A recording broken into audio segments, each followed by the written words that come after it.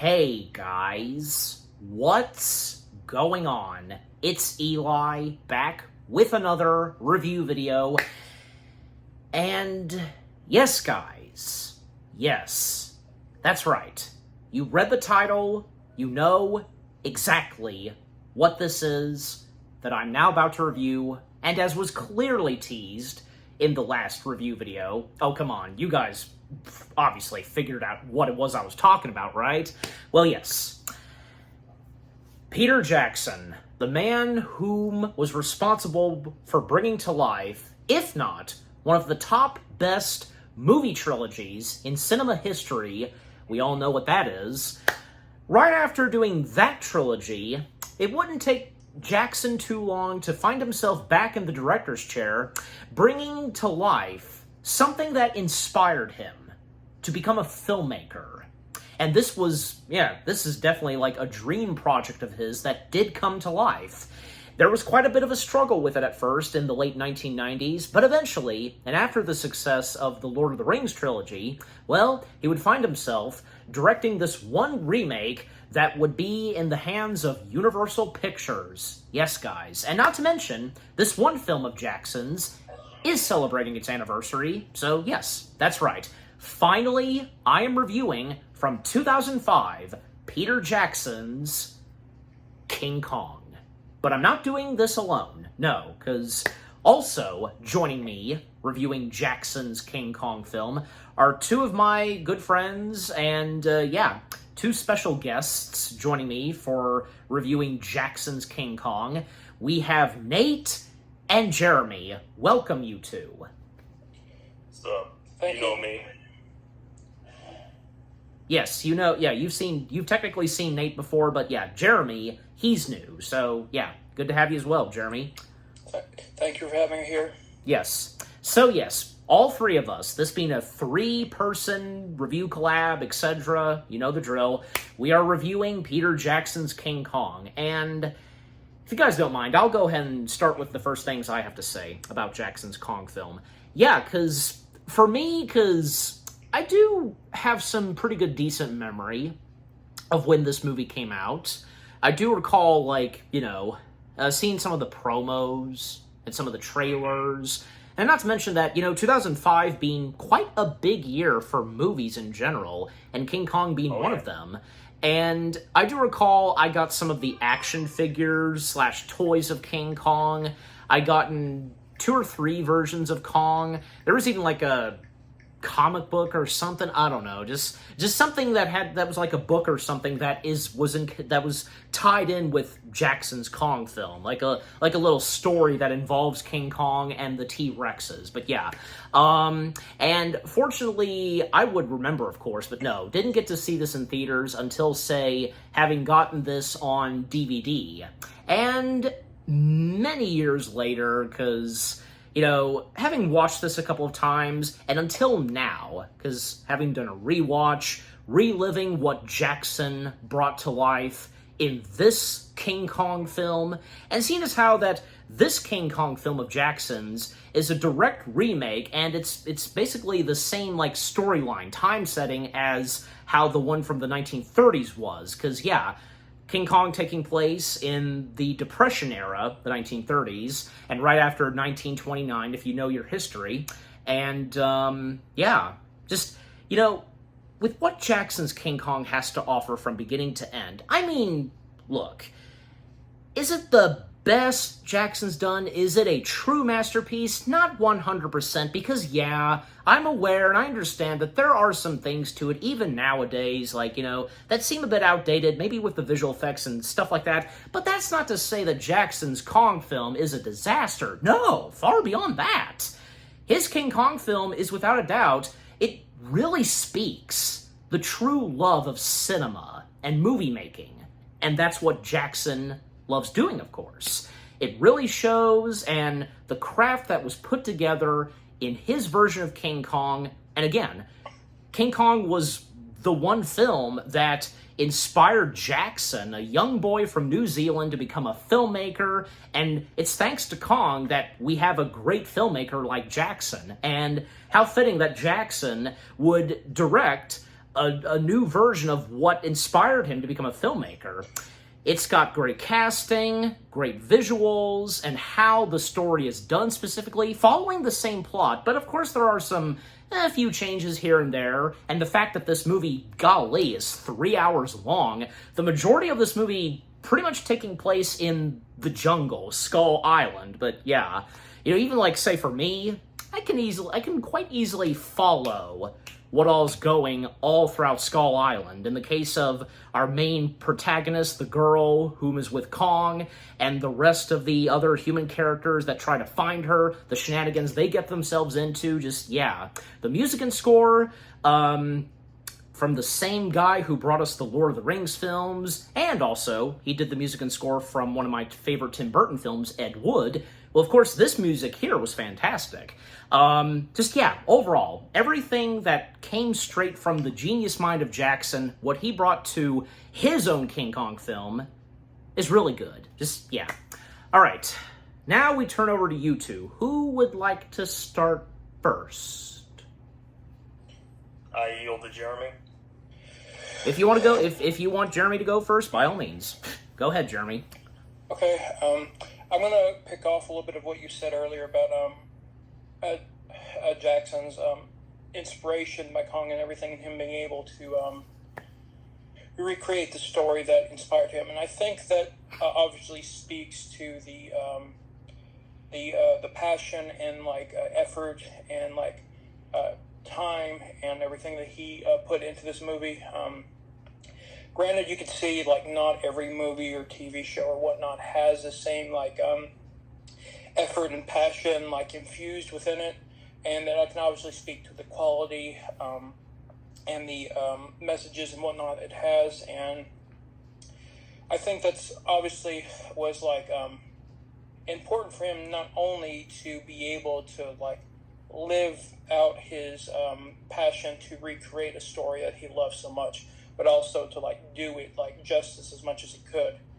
And we see that even if we may have some maybe nitpicks or disagreements about certain parts of the movie, we can definitely see he put a whole lot of effort into it. Absolutely. And your first thoughts and feelings towards the film itself, Jeremy? There, admittedly, before I'm going to be honest, before you all asked me to do this, I actually had not. I hadn't watched or seen a recap or anything of this movie. And that's okay, because that's okay, Jeremy, because I'm here, and so is Nate. We're good. So. I mean, this was definitely one of the. I can't actually remember the first time I watched this movie and where it definitely had some unique surprises and everything to it. Some of the design work and everything, Kong's appearance and the way Jackson designed them and everything. Special effects department and everybody who worked on that. And obviously, while we know he's basically kind of designed to be a massive 25-foot tall gorilla, we do see the obvious differences of the characterization of him. We obviously can see the even if it's not directly mentioned a whole lot or at all, I can't really remember, to be honest, at the moment. That's my fault. That it's described showing Kong is basically on his own, similar to the or at least for a while similar to the Monsterverse Kong. And obviously we can see that does have a severe effect on Kong's health and everything. Yeah, it's given primate nearly given primates as generally as a rule are social and everything. We could see that Kong deals with loneliness and a sense of loss and everything. And given how Naomi Watts' character comes in and forms a connection with them and everything, we see that softer side and more like emotionally like open and if not possibly like vulnerable side of Kong, and we see the bits and pieces of like the complexity of like I guess you could say like obviously at some points you could say like Kong was designed as almost more sapient than sentient. You know, the sapient being what humans are and sentient being what animals are and whatnot. Though obviously sometimes I'm not going to jump into the rabbit hole about this, but like obviously there's like some blurs between both of those. But we could see and within Kong throughout the story and everything, the complexity of animal nature and the depths of which we sometimes don't always recognize within animals, though it's like the sometimes the connection and the perception of how people see animals or creatures that we don't have much understanding of, or even if we do have a great understanding, that there's still like more to perhaps than any of us know, because like nature itself is like obviously there's so many secrets to it that we may never know, and it's like brings in that element of the like the mystery and also majesty of you know what else the world beholds and like inhabits it alongside us. And I think that this obviously the complex portrayal of Kong definitely like really was well done. Mm-hmm. All right. Okay, so all right, Nate, you're up. I'm going to touch briefly on the marketing, which is something I'm very grateful you mentioned, Eli, because I actually remember a lot of the marketing for this movie, including having one of the funniest commercial promotions where they teamed up with Burger King to promote this movie. You know, maybe I probably saw it, but it's been so long. Probably, because, yeah, obviously it's out there on YouTube, but maybe I probably did see that at one point. It was the Burger King is Kong staring into a woman's window, and it was just Burger King now selling toys for King Kong. Mm-hmm. It's literally, I'm not the only person who makes the jokes about the Burger King. Come on, he's creepy when he smiles. And to be honest, I'm not sure what I'd rather see outside my window at night, King Kong or the Burger King. To quote Marty, I don't lean into a Kong. Yeah, to quote Marty McFly, he's a peeping Tom. Literally, that describes the Burger King in a nutshell. Yep. Hey, I'm not about the Burger King. Hey, I like Burger King food, but I think your mascot is creepy. Mm-hmm. And you had to treat King Kong in that way when there would have been plenty of other opportunities to have King Kong in your commercial. I think honestly, a Shining homage would have been very clever, looking in through the door or the window. Maybe. But yeah. you were saying in your first thoughts and such on King Kong itself? Yes, and it was a passion project for Jackson, who, as you pointed out, did want to remake the film actually as far back as 1996. Do you know much about the original draft he was going for, or? I will mention, when you finish with your first thoughts, I will talk about some background, which does involve that, so. Alright, I'll leave that for you then, because that's actually a very fascinating story, and I know actually of one or two reasons why that was canceled, but I hope you'll bring that up when we get to it. Alright. But yeah, I like this movie a lot. In terms of how it relates to me, I think it works pretty good. Had a lot of good tie-in. Had a very good tie-in video game, to my understanding, which I've never played and probably wouldn't play since it's lost media a little bit. And to touch on how Kong seems a little more human-like, they actually did model Kong after the actor Andy Serkis, who we can famously recognize as Gollum from Lord of the Rings. Of course. And Caesar. Yes, and Caesar. Thank you, by the way. And amongst other motion capture performances he's done in other movies. Of course, being Caesar from the reboot Planet of the Apes trilogy. Yep, you just said so, Caesar. Mm-hmm. Yeah. And I can also, I was just going to say, I can also think of, say, that the captain from Adventures of Tintin and Baloo in the Jungle Book film on Netflix, that too. Oh, did not know that one. Thank you. But you were saying, Nate? Yeah, some people I know for a fact have complained that Kong seems a little less animalistic and more humanistic in the remake. I think that ultimately does fall into the category of, yes, he was modeled after a human, but I oddly enough think it works because it gives you a little more glimpse of the character and you can tell what he's thinking a little more easier, and in my opinion, that makes him more complicated and complex as a character. Yep, absolutely. And anything else you got to say about the film itself? 2005 was definitely a good year for cinema. I mean, we had Chronicles of Narnia come out just before this, actually. There was that. We had Revenge of the Sith. We had Batman Begins. We had Charlie and the Chocolate Factory. The list goes on. We also had V for Vendetta as well. Yes, that too. But yeah, but this might have been one of the... Go ahead. I was just going to say, this was arguably debated as one of the best years for cinema. It's kind of hard to press an argument against it. Mm-hmm. Yep. But is that all? But are you finished with your first thoughts and such on King Kong, or anything else to add? I think we'll both add more as we discuss things, but that's just my first initial thoughts. I yield the floor. Yes. Okay. Because yeah, now that we've all three of us have finished our first thoughts and such on Jackson's King Kong, well, first off, as always for me, read the description / the story. Set in 1933, it follows a film crew that travels to the mysterious Skull Island, where they encounter prehistoric creatures and a giant ape named Kong.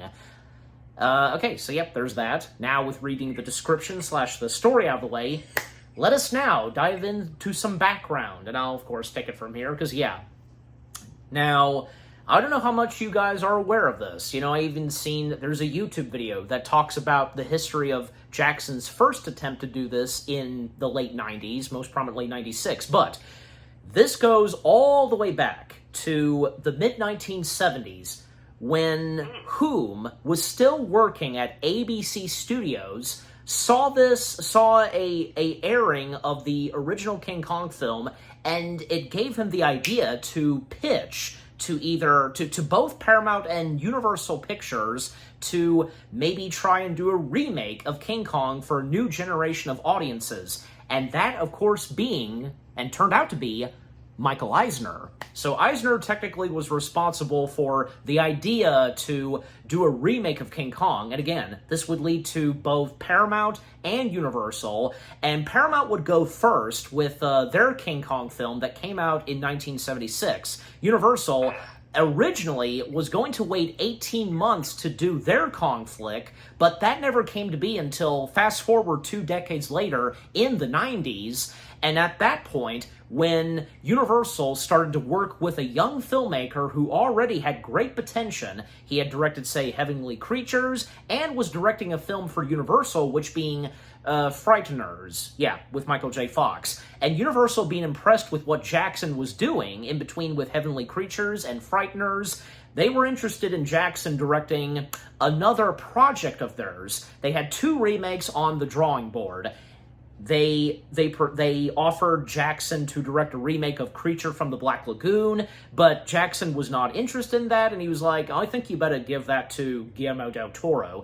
He was more interested in the other project that was on the drawing board was King Kong, and reluctantly, Jackson, being a huge fan of King Kong, and again, this is what inspired him to become a filmmaker, and even doing some stop-motion work of his own, he would sign on to do King Kong. But that is until, say, well, when Lord of the Rings stepped in, because both him and Harvey Weinstein were trying to get the rights to bring The Hobbit and the Lord of the Rings stories to life on the big screen. But, well, Weinstein, in this case, was having trouble trying to get this off the ground to bring Lord of the Rings to life, and because of this, Jackson, whom at first was not interested and refused to take the director's chair on Kong, because, you know, Lord of the Rings was taking some time, it wasn't going as planned as expected, it was taking a while, Jackson felt that, you know, he should probably take the director's chair, accept it, because he was concerned that probably if another filmmaker had took the project and be in the director's chair, then it probably wouldn't have turned out good as what Jackson had hoped to do. Like, yeah, obviously Jackson, he knew what he would do if he would do so, which, of course, he would. And, well, this caused some controversy between, like, say, each Universal and Weinstein, but eventually Jackson would try to patch things up and such, and, well, I mean, ultimately... and Nate, you know, by all means, you can take the spot, like, if there's any other details you have about what happened with Jackson's first attempt to do Kong in 96. Yeah, actually, you touched on a lot of points there, but one thing, actually, I'm not sure a lot of people know about is that the original style that he wanted to go for was actually going to be that of an Indiana Jones-style adventure in his first attempt to remake King Kong. That's right, because I don't mean to cut you off, because, yeah, that's another thing, because what this Kong film was going to be like, far different than the one we get in 2005, was supposed to be like a swashbuckling adventure, which, you know, by the way, just a few years later, we would see that in another film of Universal's, which being The Mummy. So, yeah, but go ahead, proceed on, Nate. Yeah, a lot of fans actually were, I'm not going to lie, very disappointed that this was not the final product they got in 2005. But there was actually a major contributing factor as to why King Kong did not come out in the 90s when they were wanting to make it out. It actually, believe it or not, is tied with 3 films, for better or for worse, in terms of being intertwined with a fate. One was the horrible 1998 remake of Godzilla, which we all know about that film. Yep, and that's another story for sure. One was Mighty Joe Young, a film which I really love. It's one of my personal favorites. And also the 1998 remake of Psycho, because this was a time period in the late 90s where a lot of films were dead upon arrival. Heck, even the Nostalgia Critic calls the late 90s the dark age of cinema because of all the bad sequels that were coming out in that time period.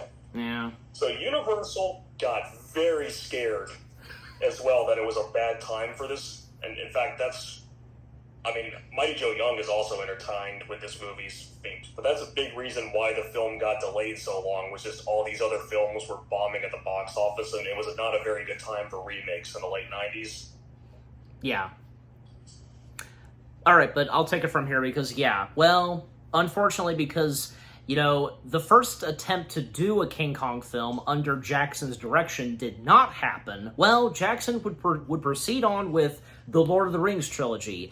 And after the success of the Lord of the Rings trilogy, and while he was still in the middle of working on the third and final Lord of the Rings film in the trilogy, The Return of the King, Universal was once again interested in trying to, and attempting to do a King Kong film with Jackson. So, you know, they reached out to him. He was interested once again, but, you know, he had to finish what was left with Return of the King, and right after finishing with Return of the King being the closing chapter of the trilogy, it won a lot of Oscars and all that. Well, Jackson would find himself back in the director's chair, this time at Universal, and thus, boom, they would proceed with bringing a new King Kong film to life as they originally intended. Now was finally happening. And yeah, because, you know, as time moved on and over the years, because, yeah, I mean, obviously, because with what they originally intended, just, yeah, no more, and now they were doing this new version. Very closely accurate, well, and how it's, again, a spitting remake, and how it is with how the 1930s one was. But, all right. But that's pretty much it on background. Okay, so with that out of the way now, let's dive in / break down the film itself. Okay, so, well, again, taking place in the 1930s, the Depression era and all that. Well, you know, because life in New York, as I'm sure you guys are all aware, you've done your history, not a very happy time and such, and especially on account that we have these group of talents who are working on a stage show. They're struggling, but they're doing what they love best. And one of the cast members of this theater building is Ann Darrow, being played by Naomi Watts. And this is Naomi Watts fresh off of, say, The Ring. And yeah, technically, I hadn't seen The Ring at that time, and basically King Kong was one of my early introductions to Naomi Watts. But yeah, and yeah, because, like, yeah, I mean, they're making the best life they can with what they love doing on stage, and the theater's main boss, main guy Manny, being played by William Johnson, he loves what he's doing too, and, having all of these group of talents trying to make a living. But unfortunately, the building is shut down, and now all of them struggling to find work, especially Anne. Manny, he moves back to Chicago, and yeah, all that Anne can do now is just trying to find a new line of work and with her talents and such.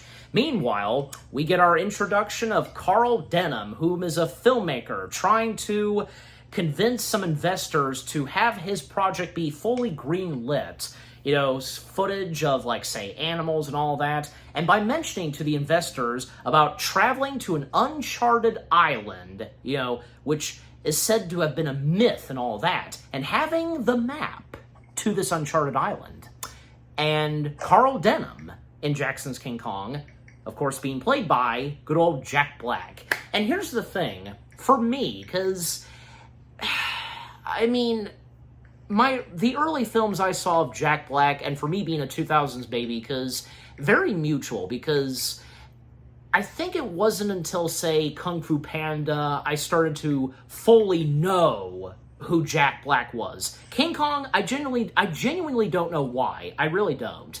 But yeah, it was between, say, this, the first Ice Age film, Tim Burton's Mars Attacks. I'd seen, a few... I didn't see the movie at that time, but I saw the promos and all that for El Macho. Yeah, those early films with Jack Black, I technically knew him, but again, it wasn't until, say, Kung Fu Panda where I fully got to know the guy. But yeah.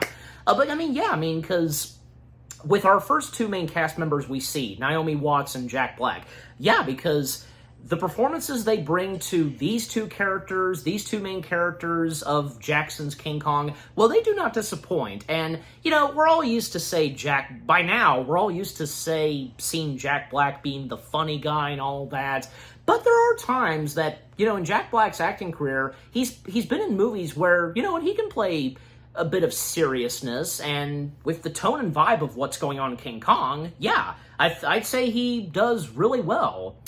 In the role of Carl Denham in the remake of King Kong and such. And for Naomi Watts, yeah, because she's fantastic as well with how she brings Anne Darrow to life in Jackson's King Kong. Just, yeah, what more do I have to say? But Jeremy, Nate, I'll now turn over to you, because with the first things I've had to say about the opening to the film and on account of Naomi Watts and Jack Black, what say you?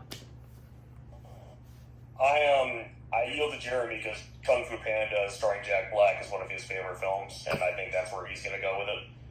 I did, yeah, because you both heard what I had to say about my introduction, Jack Black and all that, but alright, but okay, Jeremy, you're okay, so Nate's given you the first spotlight, so go ahead.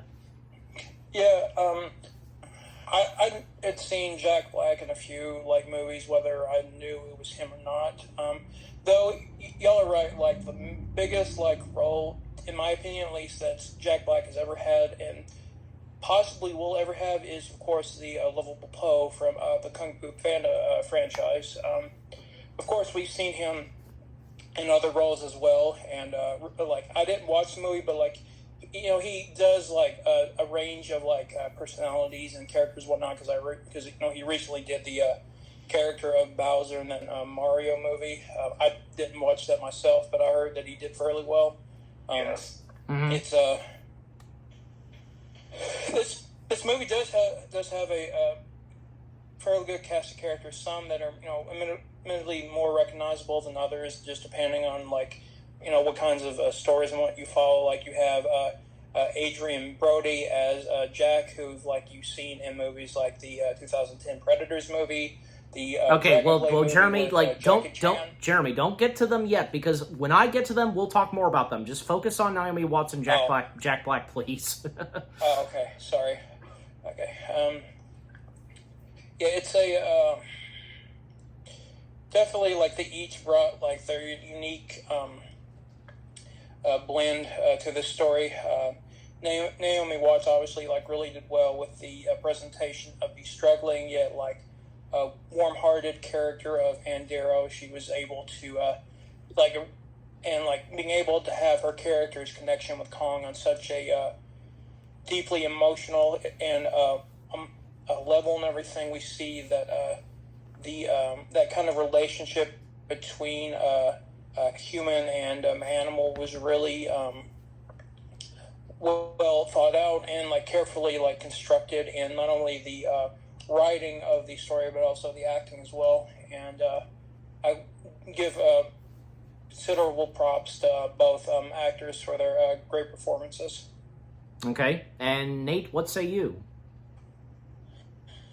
Well, I mean, Naomi Watts speaks for herself. She's a really well-recognizable actress. I actually have never seen The Ring, ironically, but I know who she was before that because lesser-known films like Tank Girl, she was ironically a star in. Mm-hmm. But for me, sorry, go ahead, Eli. No, I was acknowledging. Just, go ahead. I got you. Well, one thing I'm going to address here is Jack Black, whenever I talk to people about this movie, is the one thing people either love or hate in this movie, and a lot of the criticism is always aimed at him in this movie.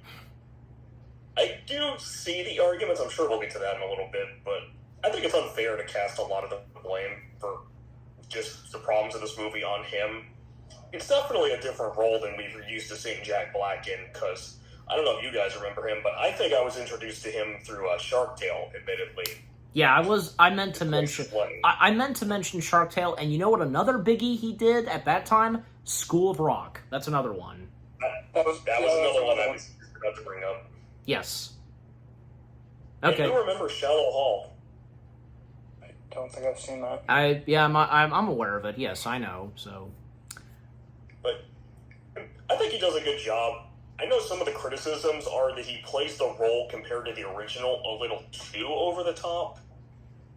I don't know if that's a fair criticism or not, because as other people pointed out, a lot of directors actually act the way he acts in the movie in real life. I think he's okay in the role. Yeah, I'm on the same page too, because that's just weird, because I didn't see any, even having done a rewatch, I didn't see anything wrong with what Jack Black brought to this Carl Denham, just in comparison to the original. But anyways, all right, but continuing on, because here's the thing, because Carl, again, trying to get the investors to help fund and bring to life a project of his, and with the mentioning of the Uncharted Island, that's believed to be a myth, having the map and all that, well, the investors, they have a little private chat, but Carl, eavesdropping, using a glass cup to hear through the doors, and also, because, one of them just not interested in just finding Carl a bit cuckoo and such, but the others, they find him being a very talented, genius filmmaker and such, the craft he's doing, the love for cinema and all that, it's in Carl. Carl and his assistant, Preston, being played by the son of Tom Hanks, Colin Hanks. Colin Hanks. Oh, really? Yeah, another terrific actor. He, too, did not disappoint in Jackson's Kong.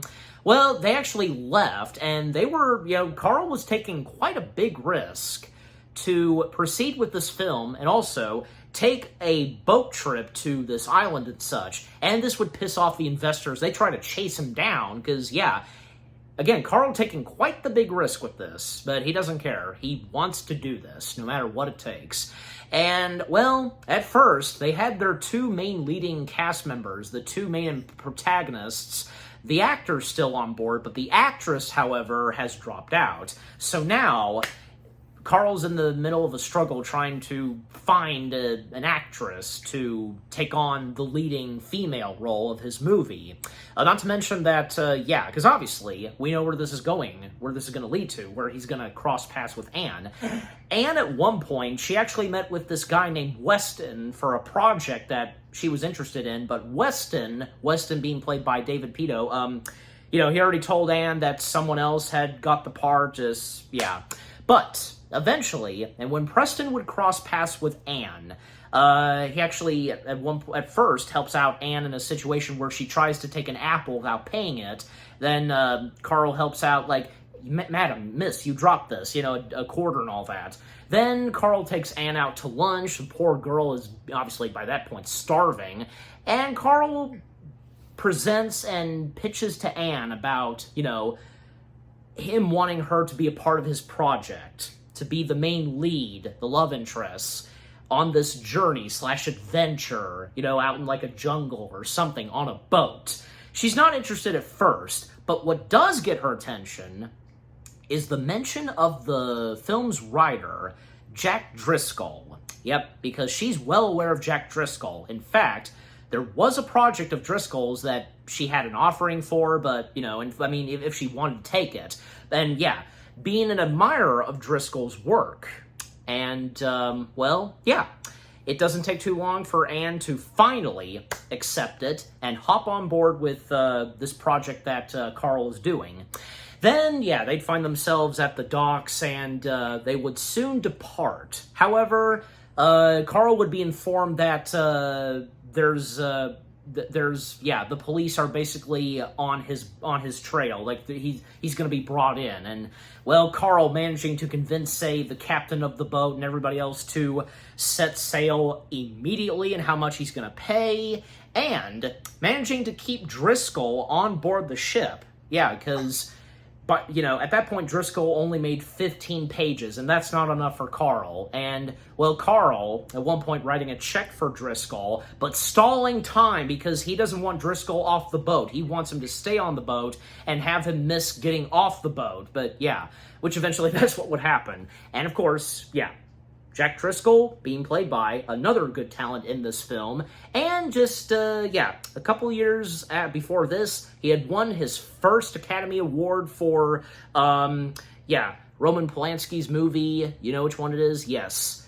Good old Adrien Brody. Yes. And Adrien Brody, the performance he delivers as Jack Driscoll, who would become the love interest to Anne.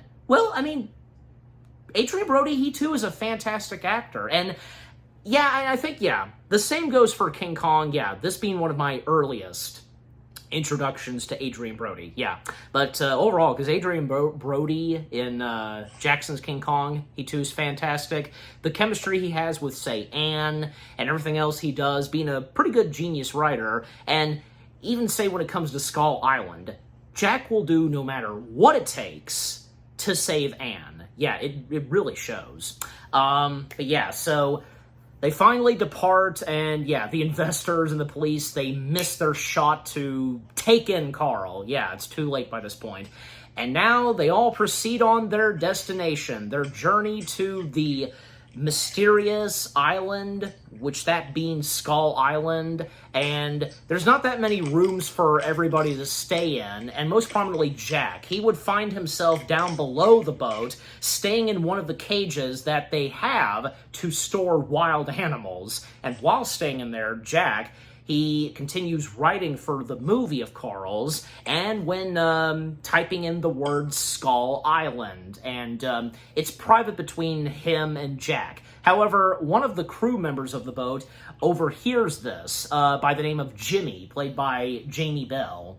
And then when everybody else would start to learn about this, and Jimmy brought this up to them, the rest of the boat crew members, we have the captain of the ship, Captain Engelhorn, being played by Thomas Kretschmann, and we also have the chef of the boat, Andy Serkis, whom plays the title character. So it's great to see that Andy Serkis got to play a different role, a live-action role. We see him on screen, and not only having played you-know-who, but and we also have Hayes, who's, I want to say, like, the first officer or something. The black guy, being played by Evan. I think so. Thank you. His first mate. Thank you, first mate. That's right. Being played by Evan Park. We also have Chow, being played by Lobo Chan. There's also, say, Herb, played by John Sumner. Mike, played by Craig Hall. And also the main protagonist of Carl's movie, actor by the name of Bruce Baxter, played by Kyle Chandler. And Kyle Chandler being another great talent, and he too was fantastic in Jackson's King Kong. He's just there basically to act, but at the same time, like, when it comes to, say, things getting serious and all that, he would actually help. He would help with the crew and when they have to save Anne. But until we talk more about that. We also have, say, Harry, played by, Mark Hadlow, and, anyways. So, like, the time we spent on the boat, they start filming, and, awkward first introductions between, say, Anne and Jack. Anne mistakes someone else, for being Jack, but no, it's not. And, her meeting Jack just, that's funny. But so let's come back to you two, because with what I've talked about so far, the rest of the cast members from, Adrian Brody, Thomas Kretschmann, Colin Hanks, Andy Serkis, Evan Park, etc. And by this point, they're on the boat. And also, mentioned Kyle Chandler. Just, okay. Whoever wants to go first, what say you? You can go this time. First time. You can go this time, Nate. Okay, I got you. All right, go ahead. Well, I mean, I know a lot of the actors in this movie. I don't know a lot of the other ones. Like, some of these names, actually, I'm sure I'd recognize if you put them in front of me. But one of the main things, actually, in this movie is just a lot of the big-name actors. Adrian Brody, as both Eli and Jeremy brought up. He's a good actor. Naomi Watts, very good actress. Andy Serkis, it is kind of cute to see him knowing that he was Gollum and now King Kong. So, there's a lot of the other actors, I just don't know enough about their careers to really comment. I don't know if that makes me a horrible person. It's just, I honestly can't think of much to say about a lot of the other performances in the movie and a lot of the other actors. That's fine. That's one thing, ironically, that people complain about, is that there are too many characters in that movie, and not a lot of them get development. I don't know about you, Nate, but honestly, even when doing a rewatch, I followed quite easily with all the characters. I'm in a minority, I'll admit it. So, it's just, I don't know. I'm just going to shut up there. All right, Jeremy, I guess, now it's your turn. Sorry again about talking about one of the actors earlier. I didn't know that's how you operated. You have like a fairly a well-crafted cast and everything. Obviously, like some, like I said before, are going to be more recognizable than others. Like I said before, Adrian Brody has done some good work in films and everything. Like I said, he was in the 2010 Predators movie. He was in the movie Dragon Blade with Jackie Chan. Of course, like Andy, Serkis, like needs no further explanation. Though obviously, like you said, obviously he's well known for Smeagol, such Gollum from Tolkien's live action works. He's obviously has done Caesar from the reboot Planet of the Apes franchise. As you said obviously earlier, like he's done some other good work and everything too, and his other character is Lumpy in this movie, the ship's cook, barber, and surgeon, a brave sailor who warns everybody about the rumors of Skull Island and Kong and everything. And we see that like a lot of these actors do, like as much of their passion and effort into the roles that they are assigned, or and everything, whether and that there's so much that they can and do, like bring to life in such projects and everything. And I think that the casting for this film was done fairly well. Like some actors, and sorry, didn't mean to interrupt you. No. Saying some characters and actors are going to be more recognizable and memorable than others, but I think like the general cast as a whole did pretty well. Okay. All right, continuing on, because, so again, the time they spent on the boat, and, and when it's, say, at one point, some of the crew, they, tattletale, technically, on, Carl, because, them being well aware about this island that Carl is wanting to go to, and not Singapore. Singapore was mentioned at one point, but that's not the destination they're actually going to, and where Carl's wanting to go to. Is instead he's wanting to go to that island, that uncharted island. But again, the crew, informing Carl that they're aware of this island, and the mentioning of this one guy whom basically had an encounter with that island, and he witnessed all that he saw on that island. Like, most prominently, the mentioning of this wall, and with what's beyond that wall. But nothing else came from that guy as he sadly died. But yeah, but Carl, well, pardon my French, he gives no shits. He's really wanting to proceed with this, and, well, they would do so. Meanwhile, because, yeah, chemistry building up between, say, Jack and Anne. Not to mention that, by this point, Jack, he managed to write a new script for, like, a new show. He wrote this specifically for Anne. And, yeah, it just wouldn't take too long for their romance to build up, and, yeah, that's when they would make out. But, yeah, but by this point, we're getting up there. They're getting very close to where we know they're heading to. And, yeah, just some interactions between some of the characters, and even, say, when it comes to, say, Jack and Carl, and when at one point we see some fog and mist, and that fog and mist, well, that's basically a first hint of where they're coming up to. And yeah, just some creepy noise here and there. And then when, yeah, they would come face to face with some incoming rocks and almost about to hit one of them. And yeah, then they would start to explore where they're at. And when at one point, yeah, their boat did crash. And yeah, the rocks that they would see, it would have carvings of these creepy, like, ape faces. And the further they proceed on, because, yeah, the crew of the ship, most of them, including Carl and his batch of film crew, along with its two main leads, and Jack, they would proceed on a small boat, make their way further into this place, and yeah, because they've now finally made their way to Skull Island. And when at one point they find this village and all that, it's totally deserted. They're not seeing anybody. But that is until they would come face to face with one living being that's right there in front of them. A small native child who looks very creepy at first. Yeah, not really doing anything. And extending out, and the child extending out its arm. And, well, Carl, he's got this. Yeah, sure you do. Where he whips out a chocolate bar. You know, chocolate, like, take it and all that. And, the kid's not taking it, but when he puts it in the kid's arm, then it just, just the kid goes mad. And then all other native people step out. And I gotta tell you, because unlike the original King Kong film, especially from the 1930s, these natives, oh, they're beyond terrifying. How they are looked and described in this King Kong film, beyond terrifying.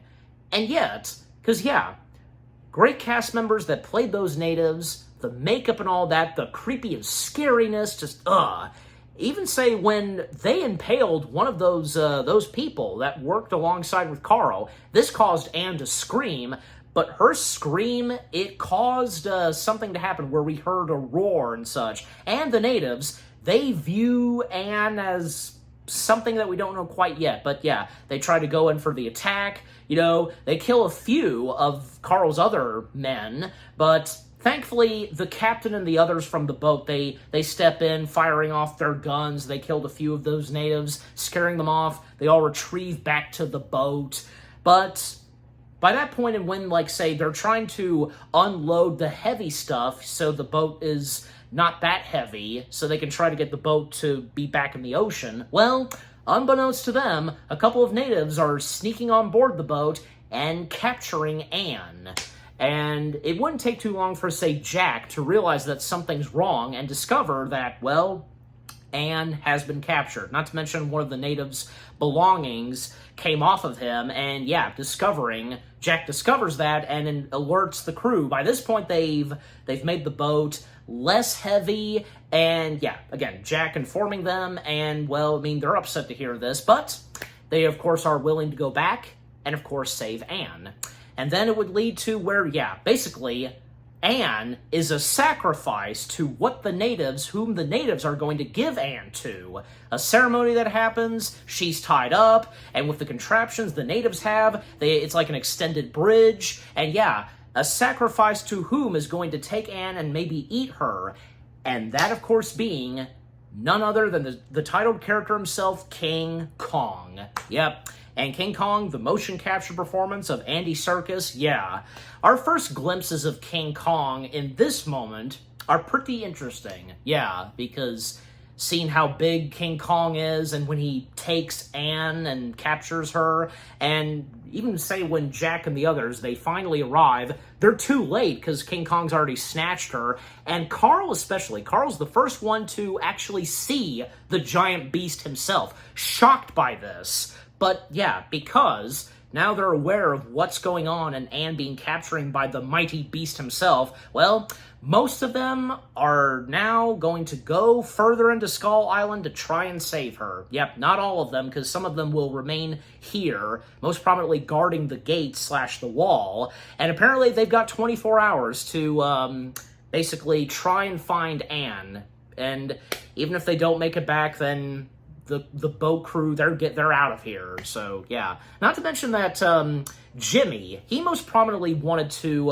help Anne, because there were a few moments with Jimmy and with Jamie Bell, because Jamie Bell being fantastic in this as well as Jimmy, because he had a few nice moments, especially when at one point early on when they were sailing on the boat, they had some dancing, and yeah, Jimmy danced alongside with Anne, and Hayes especially is very, I guess you could say, yeah, protective towards Jimmy. He doesn't have Jimmy join in, try to go in and rescue Anne, but he ends up doing so. He disguised himself because he really wanted to save Anne and all that. And yeah, Hayes, understanding the pain that Jimmy's going through, really wanting to save Anne, yeah, he would then let him be a part of it. And well, there's no going back as of right now, but just, yeah.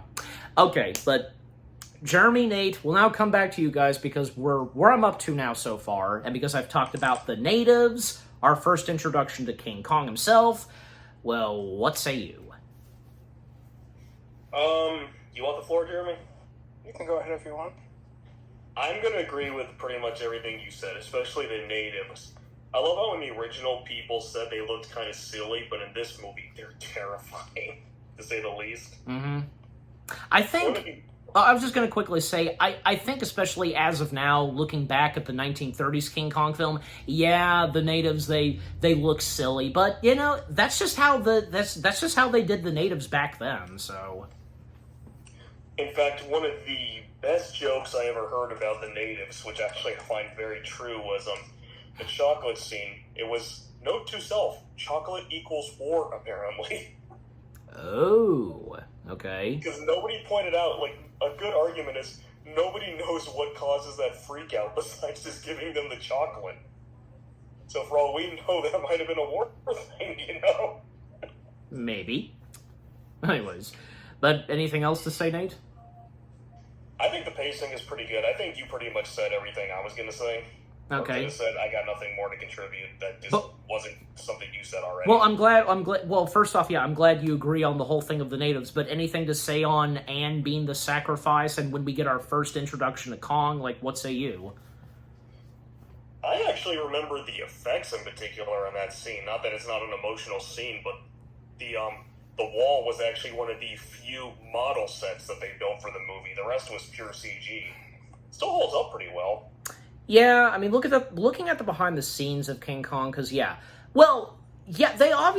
of course they had to. They did build a good chunk of practical sets, parts of Skull Island, the jungle, the trees and such, and parts of the native village, the wall and all that, but the rest of it, being blended in with what they built practical was pretty well done, yeah, because the half practical and mostly CG effects of Skull Island, pretty well done. All right, but Jeremy, will turn over to you with what I've said. Just what say you?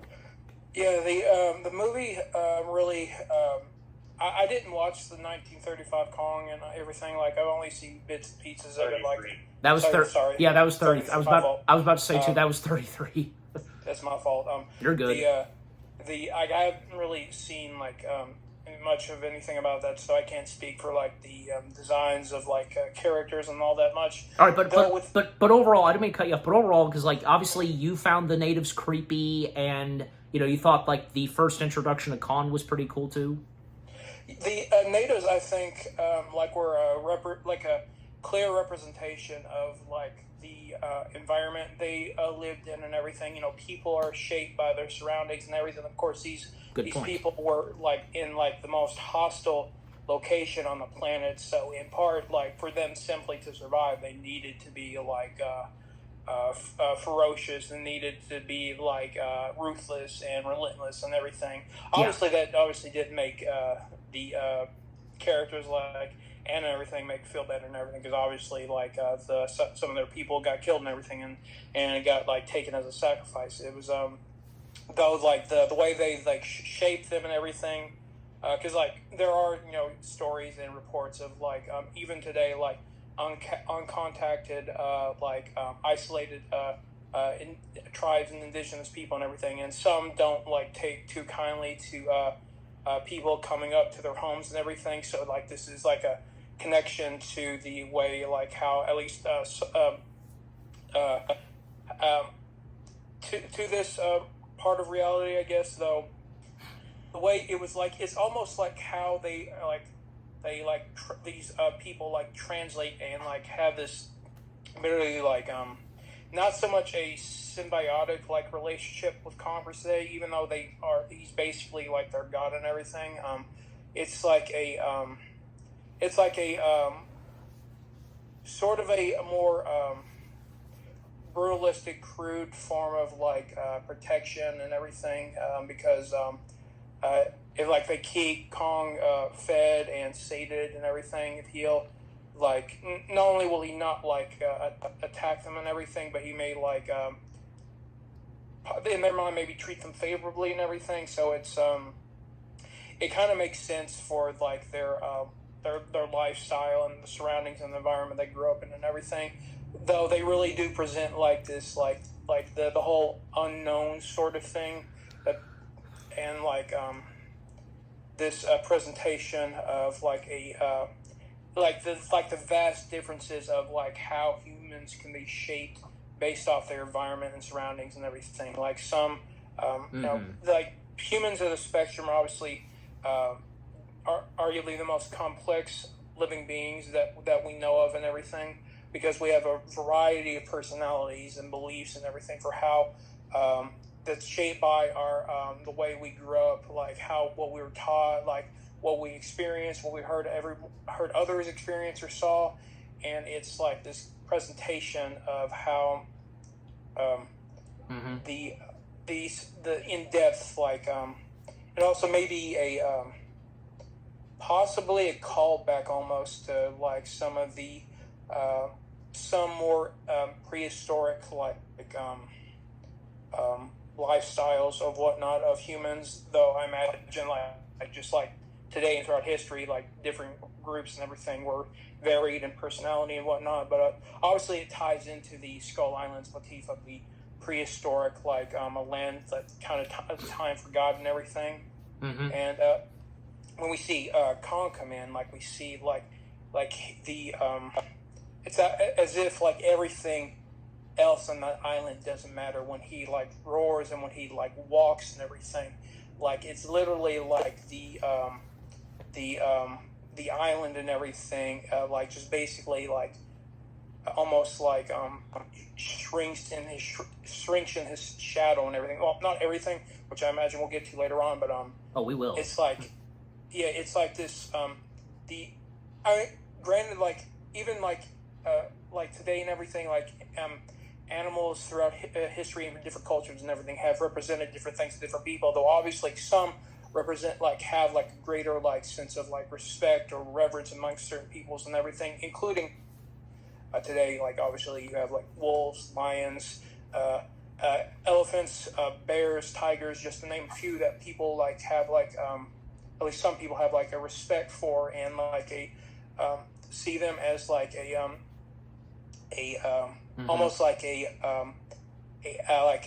avatar or like a aspect of nature itself. And here with Kong, we see that like on another level because of his like his like primordial presence and the way that the how he not only like you can imagine like how this kind of island shaped and like created such a living being, and how he affects its surroundings.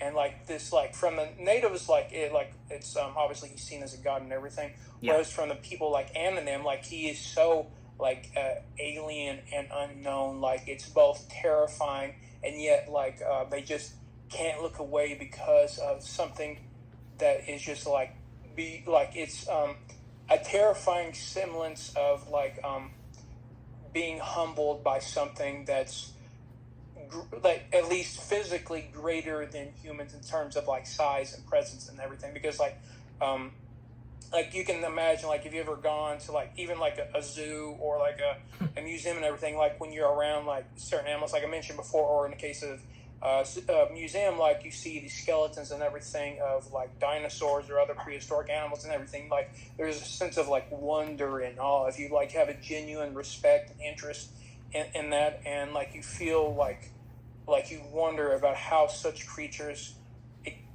ever like existed on this planet, and that you seem so small in scale. Obviously, for some of them at least, you feel it's not so much necessarily a bad feeling in that scenario. It's just like just a cinder of wonder of like what nature, what she can like shape and create and give birth to. It's just here, obviously, since we don't know Kong, and similar to like the how they're experiencing the dangers of the island and everything, they're seeing the single most terrifying and powerful entity on the island from what they understand. And it like really brings in the presence and like I guess it could be almost like aura of the story in that singular like scene of like Kong being introduced. And it like really sets the it both like sets the tone for a lot of part of the movie, but also like it's sort of unraveled to see the complexities of the character, like I described earlier in this review. All right. So stop you there because let's continue. So I mean, understandable, appreciate with what you had to say about those facts and on account of King Kong in this. But all right, so for the rest of the film, basically, and up to say to 2 hours, almost 3 hours, because it's mostly our main cast of characters going through the various parts of Skull Island in order to find Anne. So from say between Anne to Kong to Jack, Carl, and everybody else that's trying to find them, because so much that happens on Skull Island. And let's just say that Skull Island, it's beyond dangerous to even step foot in. Maybe besides Kong. I mean, at least Kong's decent enough, but everything else, it's hell, basically. Because, I mean, in the case of, to talk about, say, more about Kong and Anne, because, I mean, Anne's attempts to escape from Kong don't turn out that great. Even say, when at one point, actually she would find a way to entertain Kong, do her funny acts and all that, just do funny dancing and do cartwheels and do juggling. And, to Kong, I mean, he's enjoying this because we see a happy version of Kong, and even say where he finds it more entertaining where he's causing Anne to, fall on purpose. It's his doing. But then when, say, Anne, she's had enough and says, no, it's over, and Kong, he just loses it, has a tantrum, but, at one point he actually does leave. He leaves Anne behind. And with what's going on with, say, Jack and Carl, the various things they come face-to-face with, most prominently, somehow, even up to the 1930s, dinosaurs still manage to still be alive for now. And, the dinosaurs that they encounter, they encountered a Triceratops at one point, and, I mean, they're surprised to see that, dinosaurs, they're still alive and residing on Skull Island. So, from the Triceratops to, at one point, they find, say, a herd of Brachiosauruses. Carl, he especially, no matter what, he doesn't care. He's taking quite the big risk. just filming all of this, and even say at one point having Bruce Baxter film in front of the Brachiosauruses, but Bruce is uncomfortable with this, but nope, Carl, he's very insistent on this. But then, what would happen? And this was a pretty good sequence, yeah, because a few velociraptors step in, and they cause a stampede of Brachiosauruses. Yes, the stampede sequence. Everybody is running for their lives. Luckily, not all of them. I mean, just a few of them do get stumped on by the Brachiosauruses, and up to when they make their way to, say, like a cliff. Couple of Brachiosauruses, they fall, and even a couple of the humans, they fall too. One of them letting out the Wilhelm scream, by the way. And, yeah, and even say, like, a few of them having a very few close encounters with the Velociraptors, but in the end, with how many of them are left, and yeah, most of them manage to survive the Brachiosaurus stampede, But other moments that happen on Skull Island, and to still focus on Jack and the others, well, because, yeah, at one point Bruce did split with them. He actually ditched them and such. Because, yeah, at one point they find themselves out in the river, and, yeah, danger also lurking in the waters as well. These, like, giant eels, like, they come out, and no matter what, because some of the things they encounter, well, they are predators. They will eat no matter what they see, especially on account of human flesh. So, from the eels they encounter to when, say, at one point, actually, they would encounter Kong himself. They would find his territory. Hayes most prominently taking action, approaching King Kong, and when, they fire the Tommy guns, Kong would emerge, and, all of them seeing a really good glimpse of King Kong for the first time. Hayes would become the victim of Kong, being in his clutches, and tossing him. He would hit the side of a wall, and Kong attempting to fling them off of the log bridge that makes its way to his territory and such. His entrance to his territory. And, all of them would fall, but luckily they would, not all of them, but some of them would be alive after that long fall. Most of them would become unconscious, but a few of them would die, because, Hayes and Chow, they would meet their demise, unfortunately.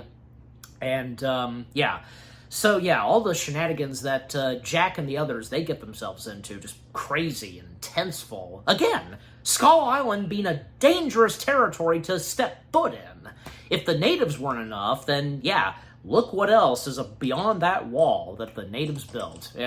And, of course, coming back to Ann and Kong, well, obviously, we now come to another famous part of this movie, the fight between Kong and the T-Rexes, because, Ann, still trying to find her way through the jungle, and she even did at one point hear the gunfire from them, trying to alert that it's her, but unfortunately she could not make it to them, and some of the things she does encounter, small dinosaurs, and even, even on Skull Island, the bugs are big, so we see big centipedes. They try to go after Ann.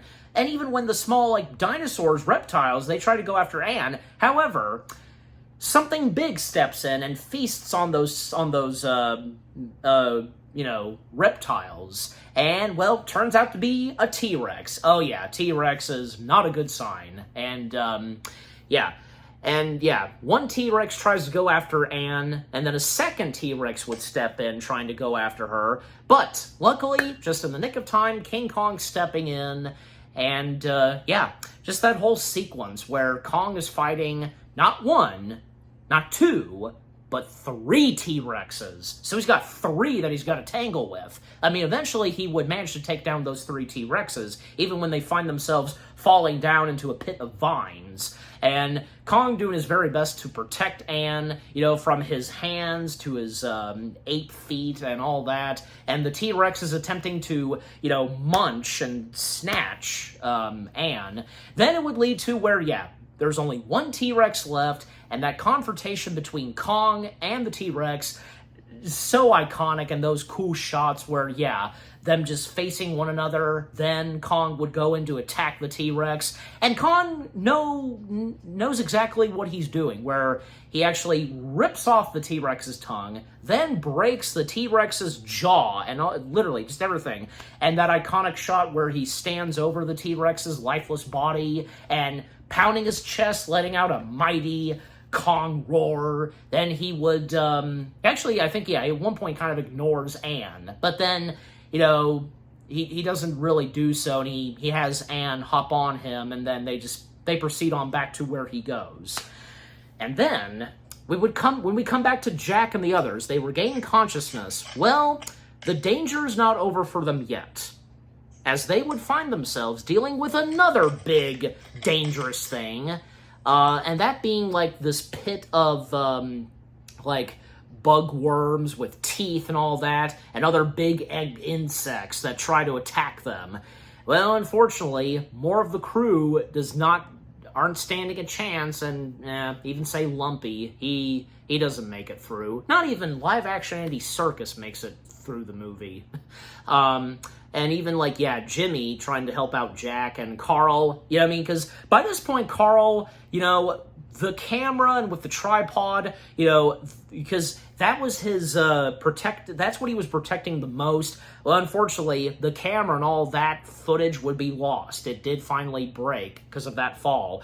And, well, Carl taking it upon himself to fight against off the bugs. But luckily, when things are not looking too good for our last survivors, well, luckily, the rest of the ship crew, the captain and so on, would step in. Even Bruce. Bruce came back.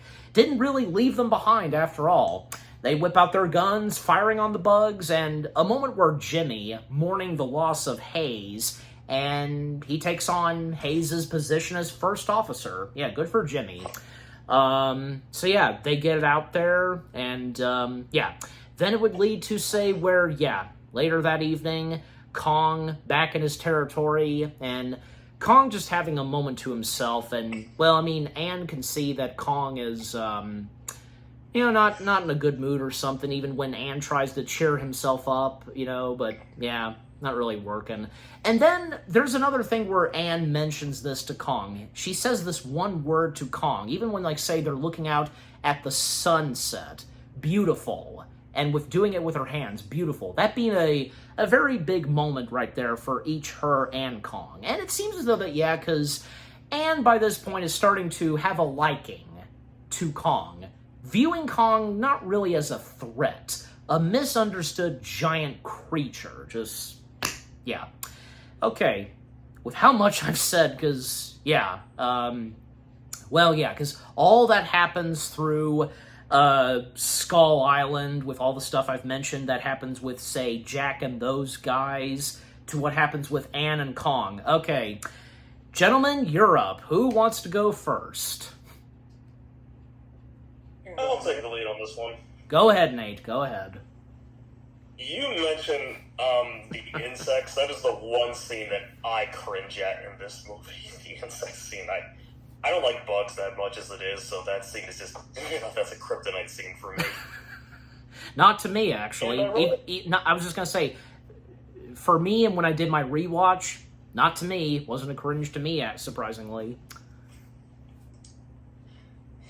Well, it's ironic if you know my taste in movies, because everyone is always like, how can you take horror movies like Freddy vs. Jason or a slasher film where there's large amounts of blood gushing everywhere, but films like John Wick and Nobody are what gets to me? It's because they're played more realistic, and that's what personally gets to me. And it's played really realistic in this movie. I mean, as realistic as can be given the context to the movie and the subject matter. And I do find it interesting. They are T-Rexes, but whenever you look them up, they're always called the V-Rex. I never understood that personally. The Vistatosaurus. Thank you. Ah, I actually didn't quite realize that. Yeah, and the raptors Because I you looked mentioned up earlier. the scene. Well, go ahead. No, go. Jeremy, I'm sorry. Yeah, go ahead, Jeremy. like, What were you saying? I understand why you said some of it, like the what you said with T-Rexes were the Statosaurus Rexes, the Raptors were Venatosaurus, and then you have the Brontosaurus, and you had some, like, understandably, you like said it whereas like certain animals, though I think it was kind of framed where these animals were like the evolutionary descendants of those animals you mentioned. Like obviously the Cephalosauros is a direct descendant of T-Rex. The Venatosaurus was a thing that some people have labeled like Utahraptor, and the Brachiosaurus you mentioned earlier were Brontosaurus, like mostly because they weren't as like tall and everything per se, and but like I'm not trying to like correct you like in a negative way. I'm just like letting you know about that. Okay. All right, but you were saying, Nate, because with what you were saying about Skull Island and all that happens. Yeah. I do appreciate that, by the way, Jeremy. I know you're a huge like dinosaur guy, so I do appreciate you correcting me. Thank you. Well, that's a good thing. I was just gonna say that's another good reason why we have you on here, Jeremy. So for this review collab. Thank you. All right, go ahead, Nate. In terms of the Stampede scene, that is the one scene everybody universally agrees has the worst CGI in the movie. The Stampede scene. Somebody showed that to me, and they're like, notice how Jack Black is somehow keeping up with them, and then you can see it's clearly bad CG. If I can jump in on this, because, I didn't talk about this as I was talking about that whole sequence. Well, personally, okay, like I said, like I said at the start of this review, some of the CG effects, not that top-notch. Hard to believe, since, we got Peter Jackson involved in this. God, looking at the special effects and all that for the Lord of the Rings films, especially on account of Gollum, still look fantastic. But in the case of King Kong, I don't know what happened. But in all honesty, I don't know, because it didn't really bother me. I wasn't like, oh yeah, that's not, no, because I didn't have, not once was I thinking of that, nor was I saying that to myself when I did my rewatch. The many times I've watched clips of these movies on YouTube, like rather say if random uploads or Universal's main YouTube channel, not once did I have a problem and notice that, the CG and the Brachiosaurus Stampede was off. No, because look, overall, I'm sure, because, they did the very best they could on account of that sequence. Like, you can nitpick on how the human characters, from Jack Black and such, are running and, as you said, Nate, keeping up with the dinosaurs and all that. I don't know. For me, it doesn't bother me, and I don't want, and it's probably for the best that won't let that stuff bother me, so, But continue on, Nate.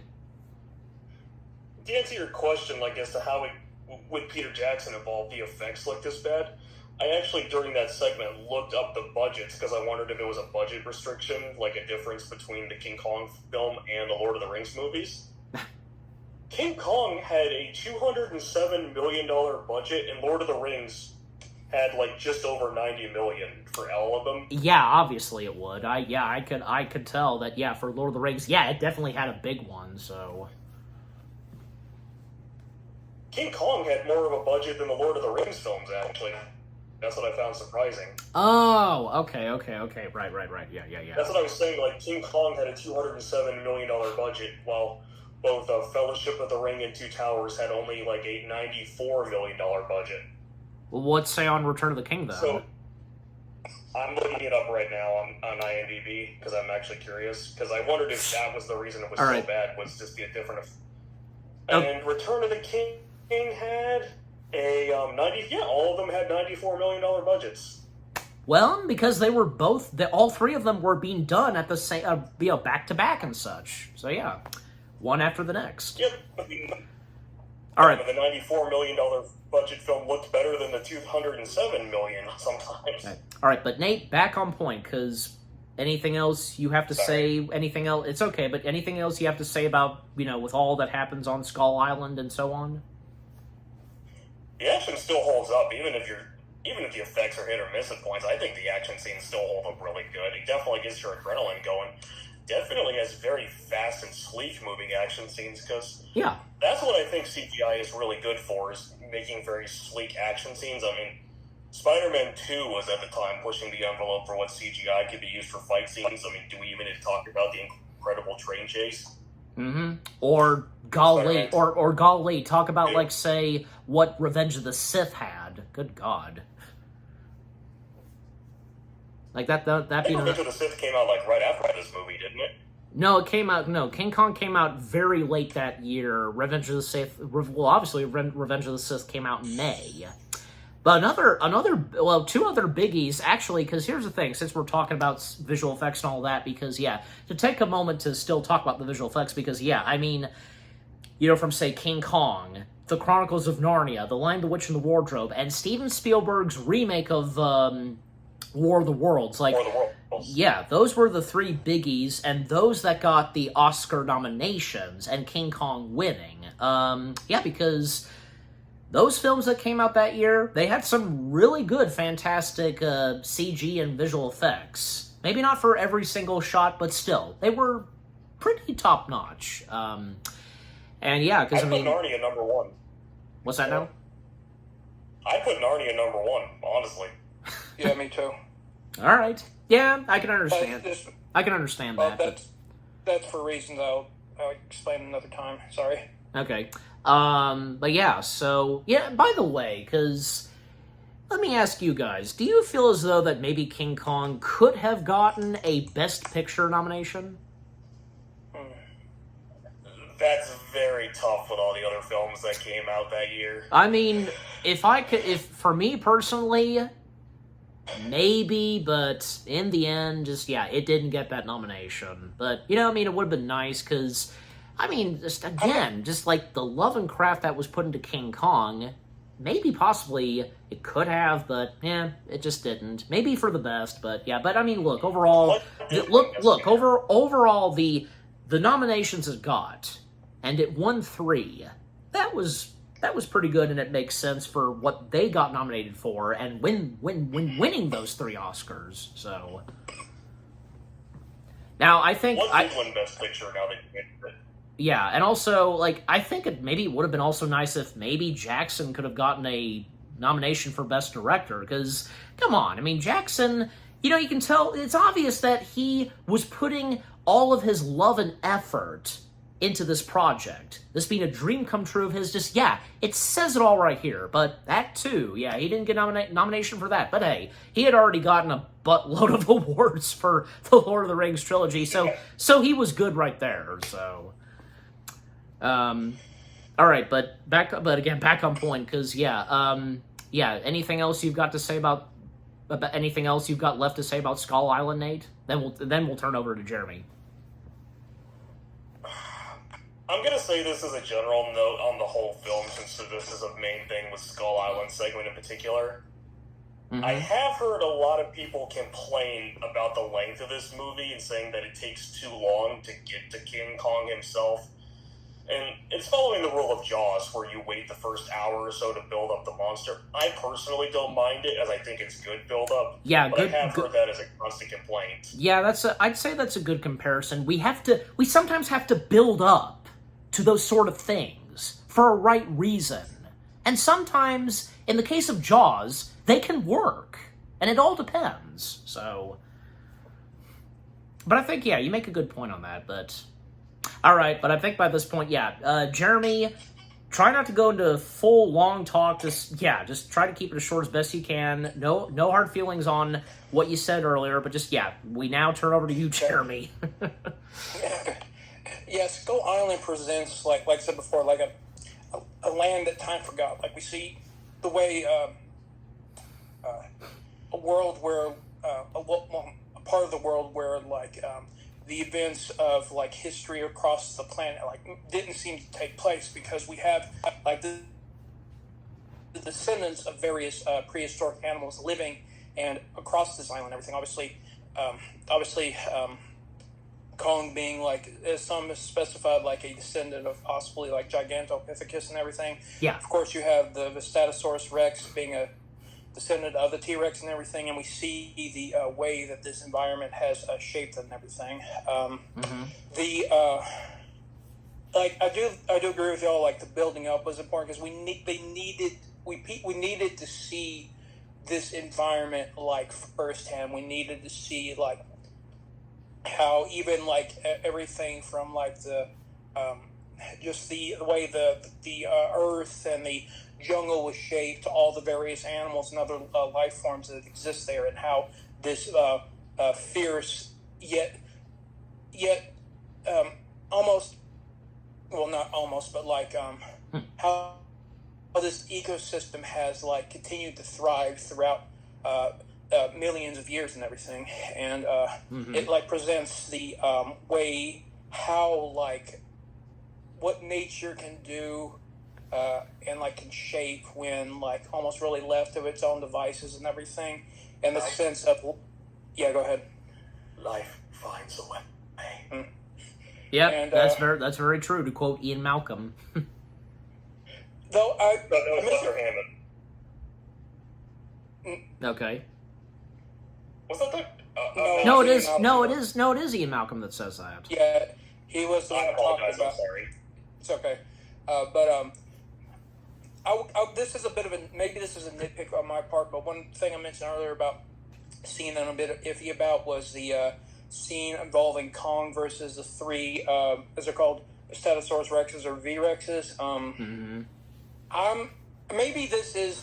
I'm trying not to let bias like affect me because obviously like dinosaurs and everything, but part of me wonders like as it was revealed and everything, those V-Rexes actually weren't like very healthy like specimens and everything. There was the population on the island was having like a significant like a problem with like genetics and like healthy breeding and all that, and those three animals actually weren't like very healthy individuals. So even still, granted, I still don't get why they were so fixated on Anne when they literally first one introduced had like a large reptile that it had taken, and though obviously predatory animals are opportunistic and everything, and will take the chance to kill for like other prey if they can help it. Though it's just the seeing that they like the three of them had to contend with Kong, a member of a species that their species had a ferocious rivalry with. You'd think they would have thought it like wasn't necessarily worth it. Though it's also the matter of like taking out like a competitor and like threat to them. That was part of it. Because and I part of me has a hard time buying, even though those three V-Rexes weren't very healthy.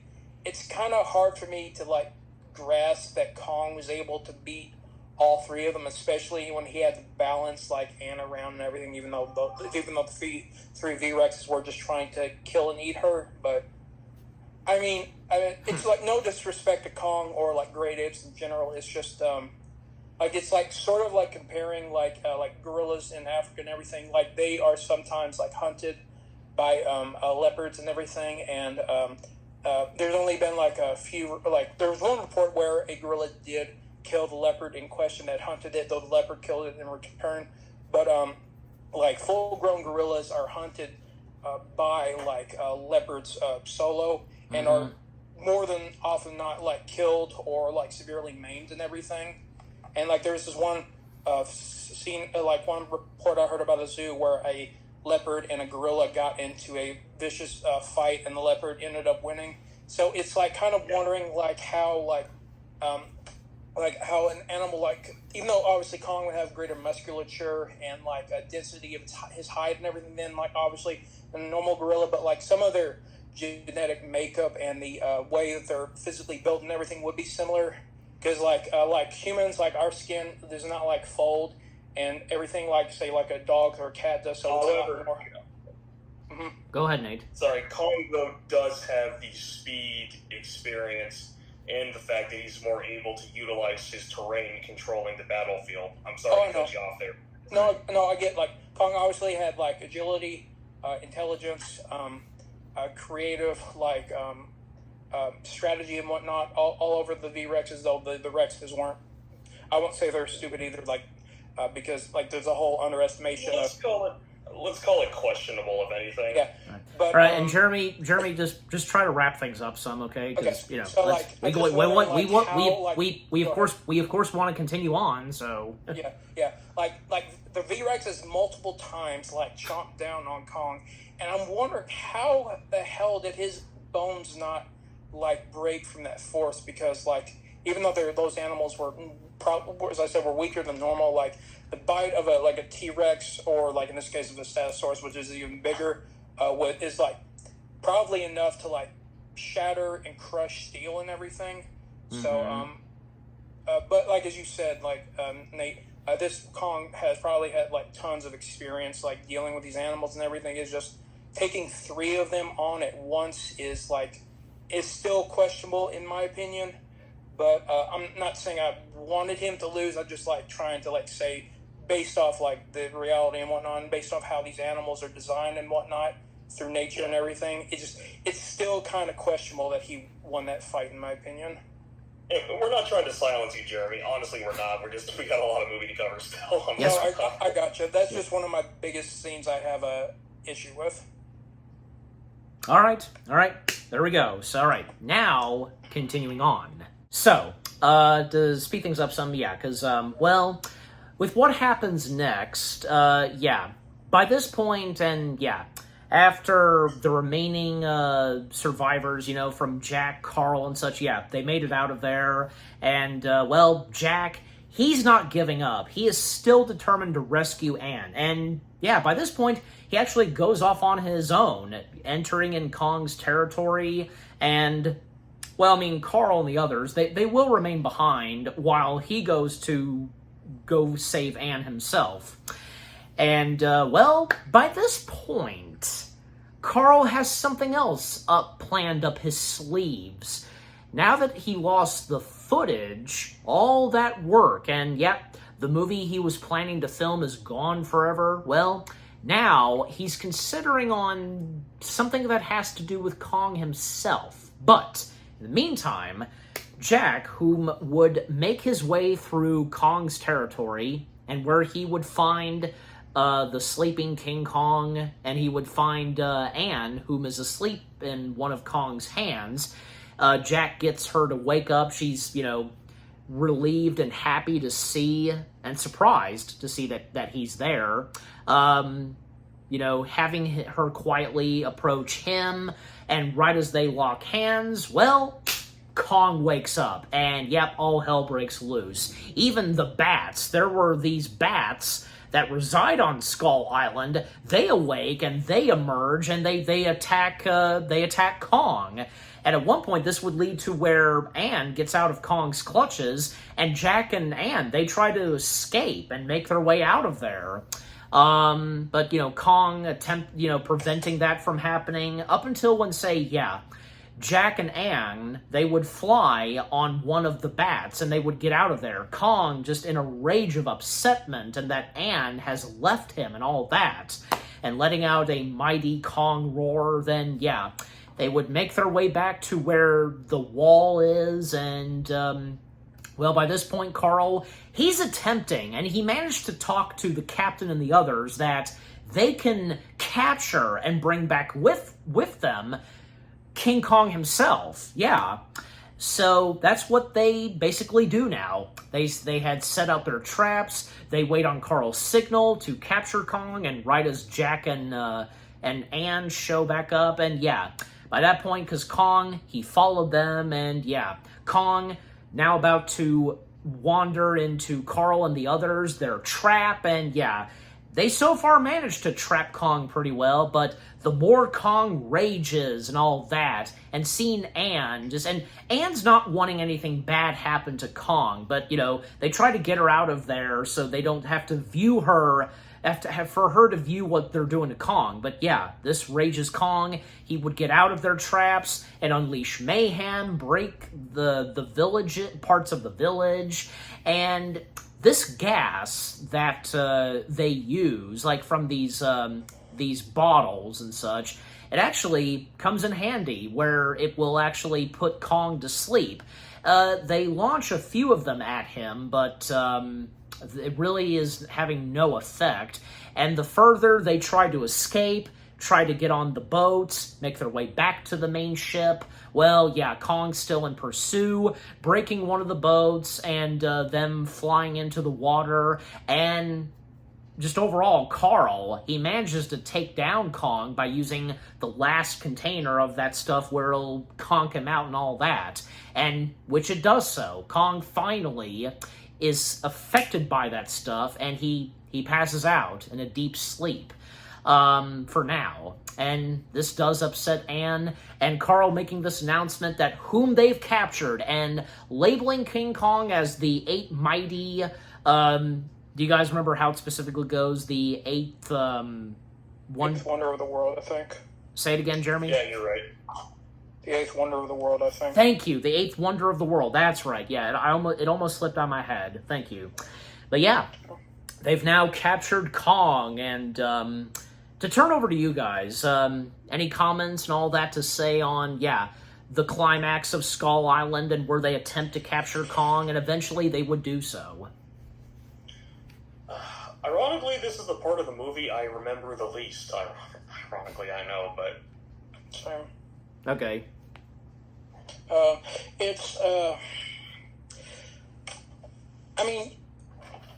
you get, obviously, Anne obviously never, expected, to build up a, bond with Kong. She fully expected him to, eat her and everything as what was intended, throughout by her, captors and everything, though, what the recognize... I was just going to say, the natives were expecting Anne to be eaten by Kong, but nope, that didn't happen, of course. Mm-hmm. She probably never expected to feel, hurt and sadness at seeing, Kong, hurt like he was at this point and, further on in the story. And it, shows, despite her terrifying circumstances and whatnot, she genuinely did build a bond with him and everything, and this is a recognizing the complexity of Kong, as described earlier, and everything, how the depth and almost the parts of it's something that humans are still trying to wrap their minds around and everything. I know, Nate, you said that he was in part based on human everything, which is understandable, because Kong is more when the time he was alive was likely the most intelligent non-human animal on the planet and everything. And we see the emotional depth and intellect that he has and everything. And this is something that Anne didn't expect. She thought he was a as people would say, as people would normally say. Yet we see that that is obviously not true for Kong and animals in general. There is an emotional depth to them, which it was explored fairly well. And and having felt sadness and anger at what happens shows how much that bond built up over time, and the exploration of the complexity of what was on Skull Island and everything, and how she and others would respond to it. Absolutely. All right. Well said. Okay. So, after all the madness, everything that happened all throughout Skull Island, well, we now finally turn back to New York City, and this is many weeks later, and by this point, the winter has arrived, and now Carl is making a big name of himself with Kong, the eighth wonder of the world, and, Carl, he's having the ball of the time, being a big success. The investors, they seem to be, they're on good terms with Carl. They all are. And because, two of the executives, the thuggish executive being played by Kim Nobelach, and the sleazy executive played by Rick Herbert. There was also the studio guy's assistant played by Lee Donahue, and young assistant played by Tom Hobbs. To mention them, and Zellman played by Pip Mushin. But overall, because they're all in good terms, and because this big event that's happening at this one theater where it will present Kong, and meanwhile, with what's going on between, say, each Anne and Jack, well, they're not on good terms as of right now.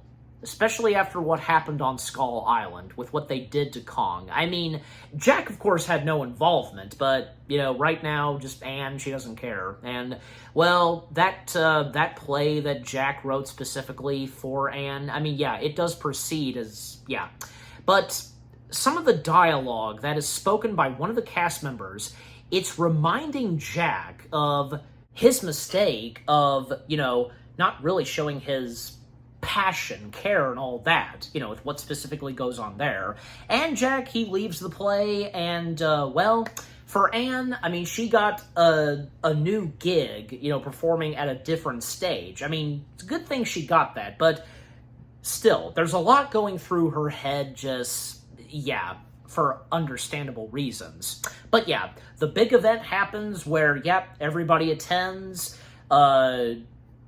Carl making the introductions and about to present King Kong, and also presenting the man whom was responsible, labeling him the man who saved the day. And right as Jack shows up, and, well, yeah, Bruce Baxter gets all the credit, basically. And yeah, the audience surprised by the sight of Kong, and Kong, he's not really doing anything. He's just sitting there all depressed and such. And even when Carl has the guys, get the chains to be lowered up, pulled up and such, yeah, these kind of chains, best described by Carl, they are specifically built to, restrain Kong and all that.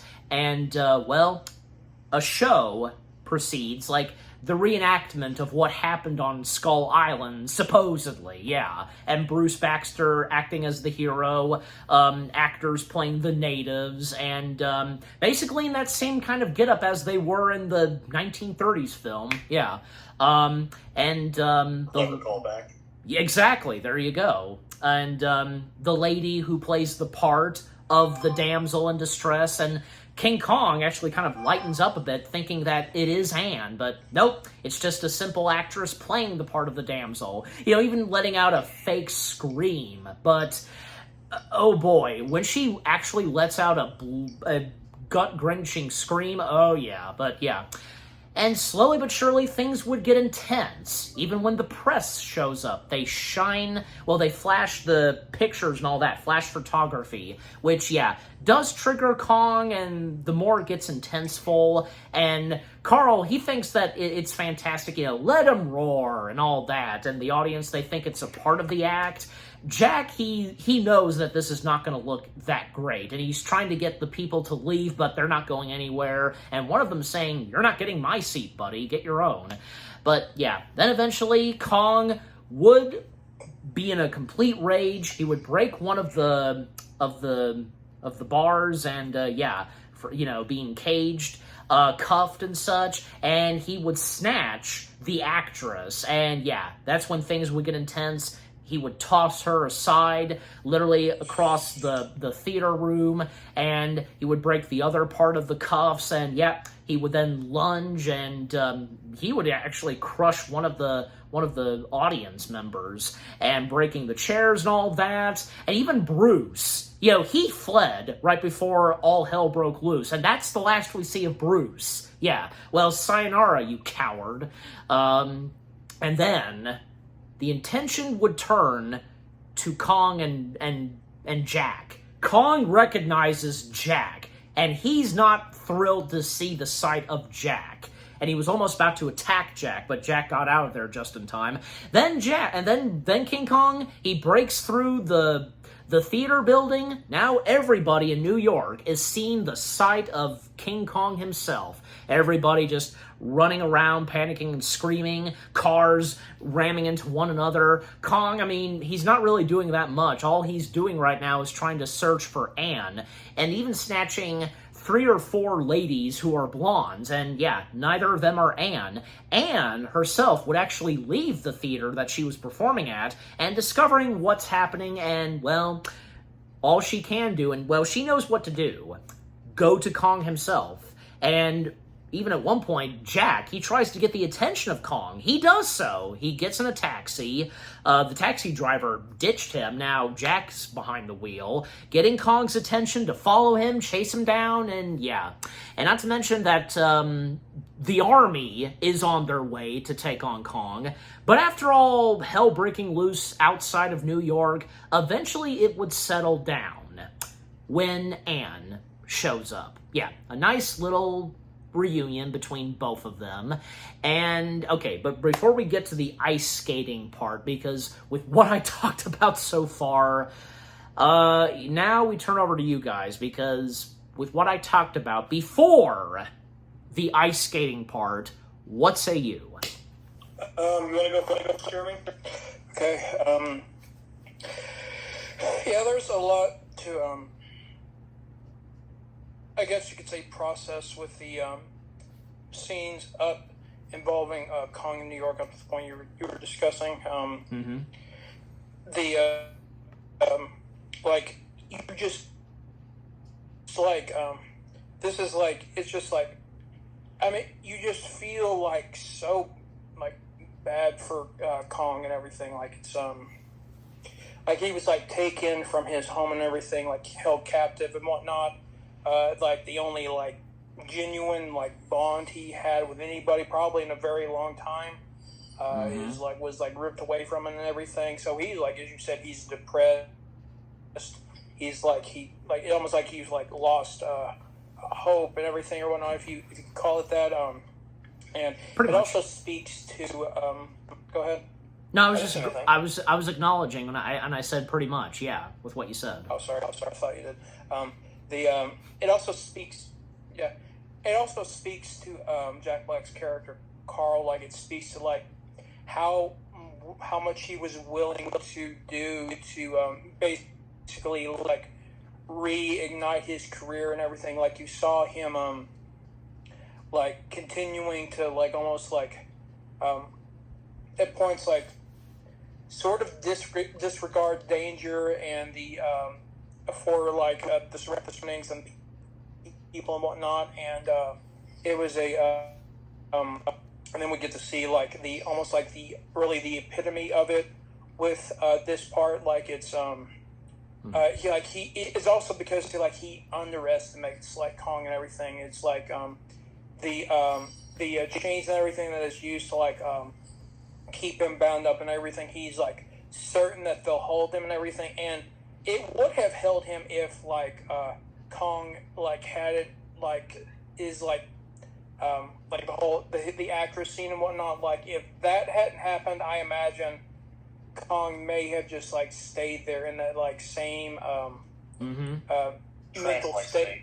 Yeah, mental state and everything. But like like it's it is not a good idea to like they didn't recognize this or not, but it was basically like toying with a wild animal and everything, and one, especially one that's cornered or like chained up and everything, because like he has like basically, like I said, he was taken from his home. His like the only bond he probably had in a while was torn from him and everything, and now he's like locked up and everything. But it like you said, like it literally sparks his anger and everything, and it's a representation of like the extent of like a human, like the arrogance or like the lack of understanding of what humans can like perceive in their relationship to nature and everything. Because Carl and them, they thought they could like control Kong and everything in that state and everything. Like they thought he had them,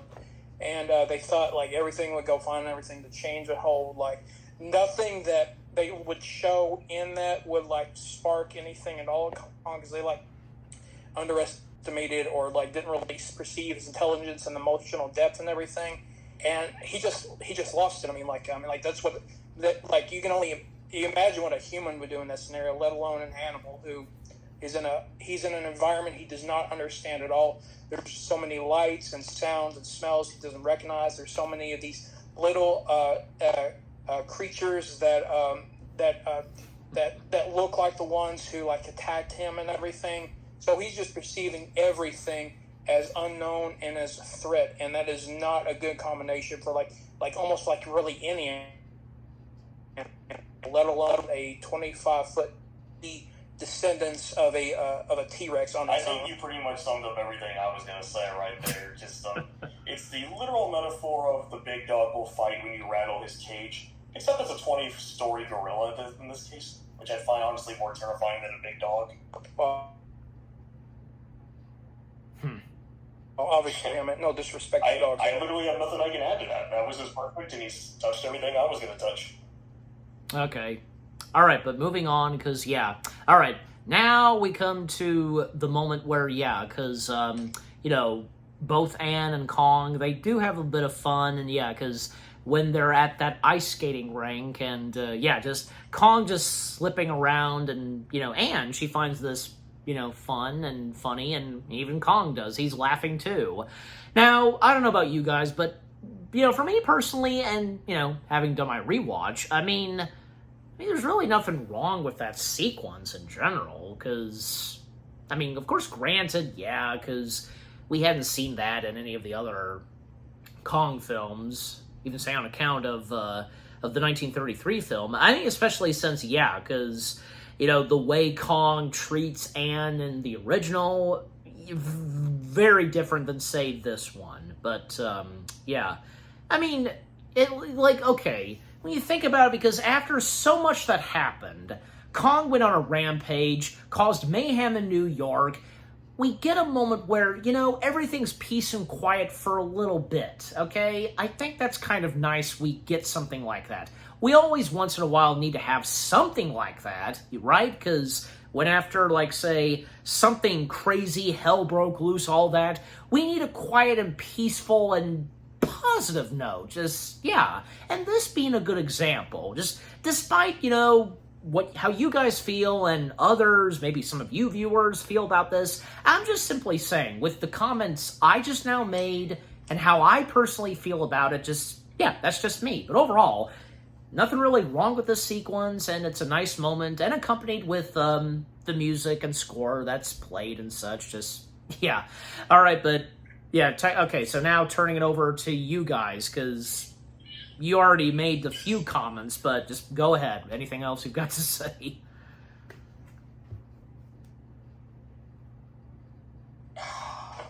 No comment. I think the scene is just silly, but I'm not going to tear it down. All right, probably for the best. Jeremy, what say you? Or if you feel the same way as Nate. It's a...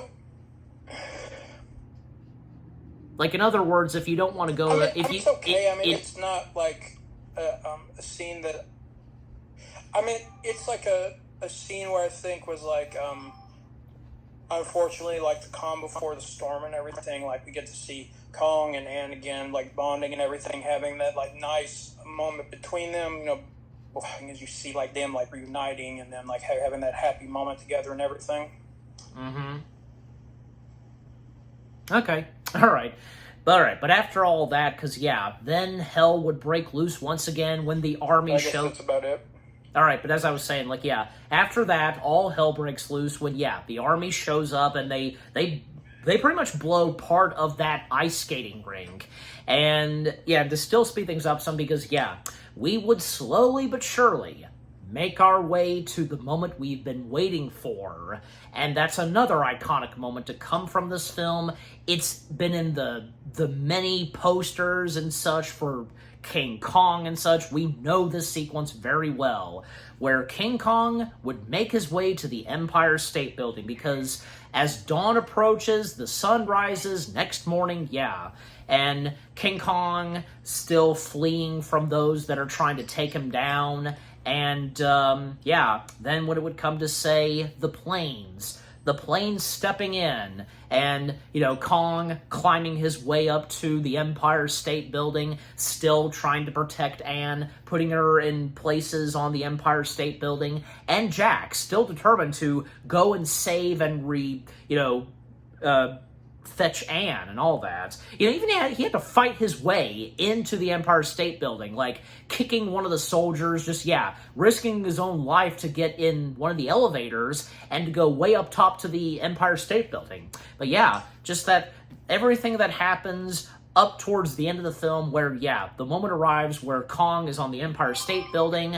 Those planes come in trying to take down Kong, and Kong, I mean, you know, just letting out his mighty Kong roar, beating his chest, trying to snatch one of the planes, and he manages to take down a couple of them, tearing off part of their wings and, you know, just tossing them to the other side of the sky, and still protecting Anne, and Anne determined to, whatever she can, to try and find a way to save Kong, even where she's a few times trying to, you know, wave her hands to tell them not to kill him and all that.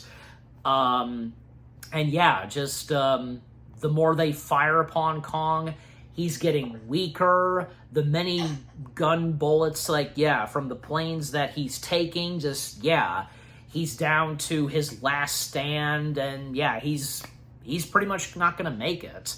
And yeah, the more moments that we get while that's happening towards Kong and Anne, the look on each other's faces, and just, yeah. And then overall, because when it would come to say, yeah, one of the planes, when it seems like, yeah, the planes, yeah, they did not fire this time. They passed by, and Kong just getting more weak, you know, but should have seen it coming, where, yeah, one of the planes does come back. It turned around and, yeah, shot Kong by the back. And, yeah, the last few moments between Kong and Anne looking at one another, and even when Kong is stroking her face with his giant finger, then he collapses. He falls from the Empire State Building, and then, yeah, Kong is on the floor. Thousands, like, trying to get to him, like, take photos and such. The soldiers, the army, like, yeah, they're standing guard of the lifeless body of Kong. They take a few pictures, and, well, Jack, he then finally makes his way to Anne, and it's a nice, happy reunion for them. And especially for them, the nightmare is over with Kong, basically. Now they can get together and, you know, have their happily ever after, technically.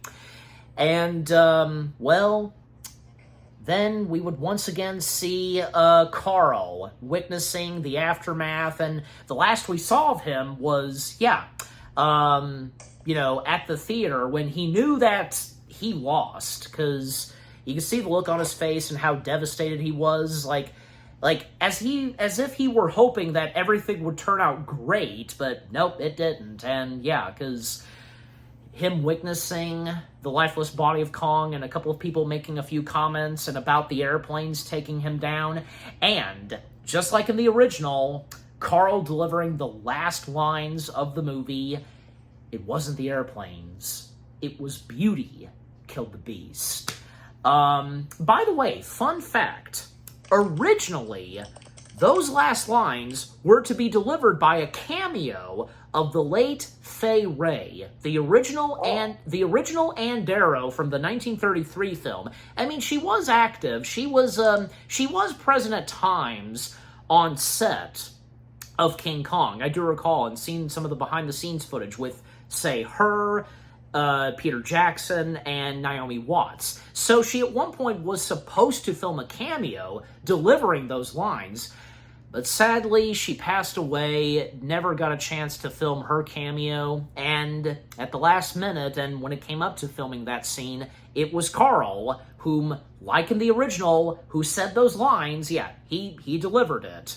And you know, the thing is, I read this where, you know, I mean, the way it was done in the original and compared to this, like, yeah, it was well done how it was done in the original, where, yeah, the people, they heard Carl loud and clear deliver those lines, but in here, nobody reacts. There's no reaction to anybody. It's just, yeah, Carl, like, technically saying it to himself, but, you know, I think it was still well done. You know, and the performance that Jack Black delivers, like, you know, because by this point, Carl, I'd say his career is kind of downhill unless he can find something that could redeem him. I mean, technically, in the 1933 film, he did so in the sequel, The Son of Kong, you know, that one.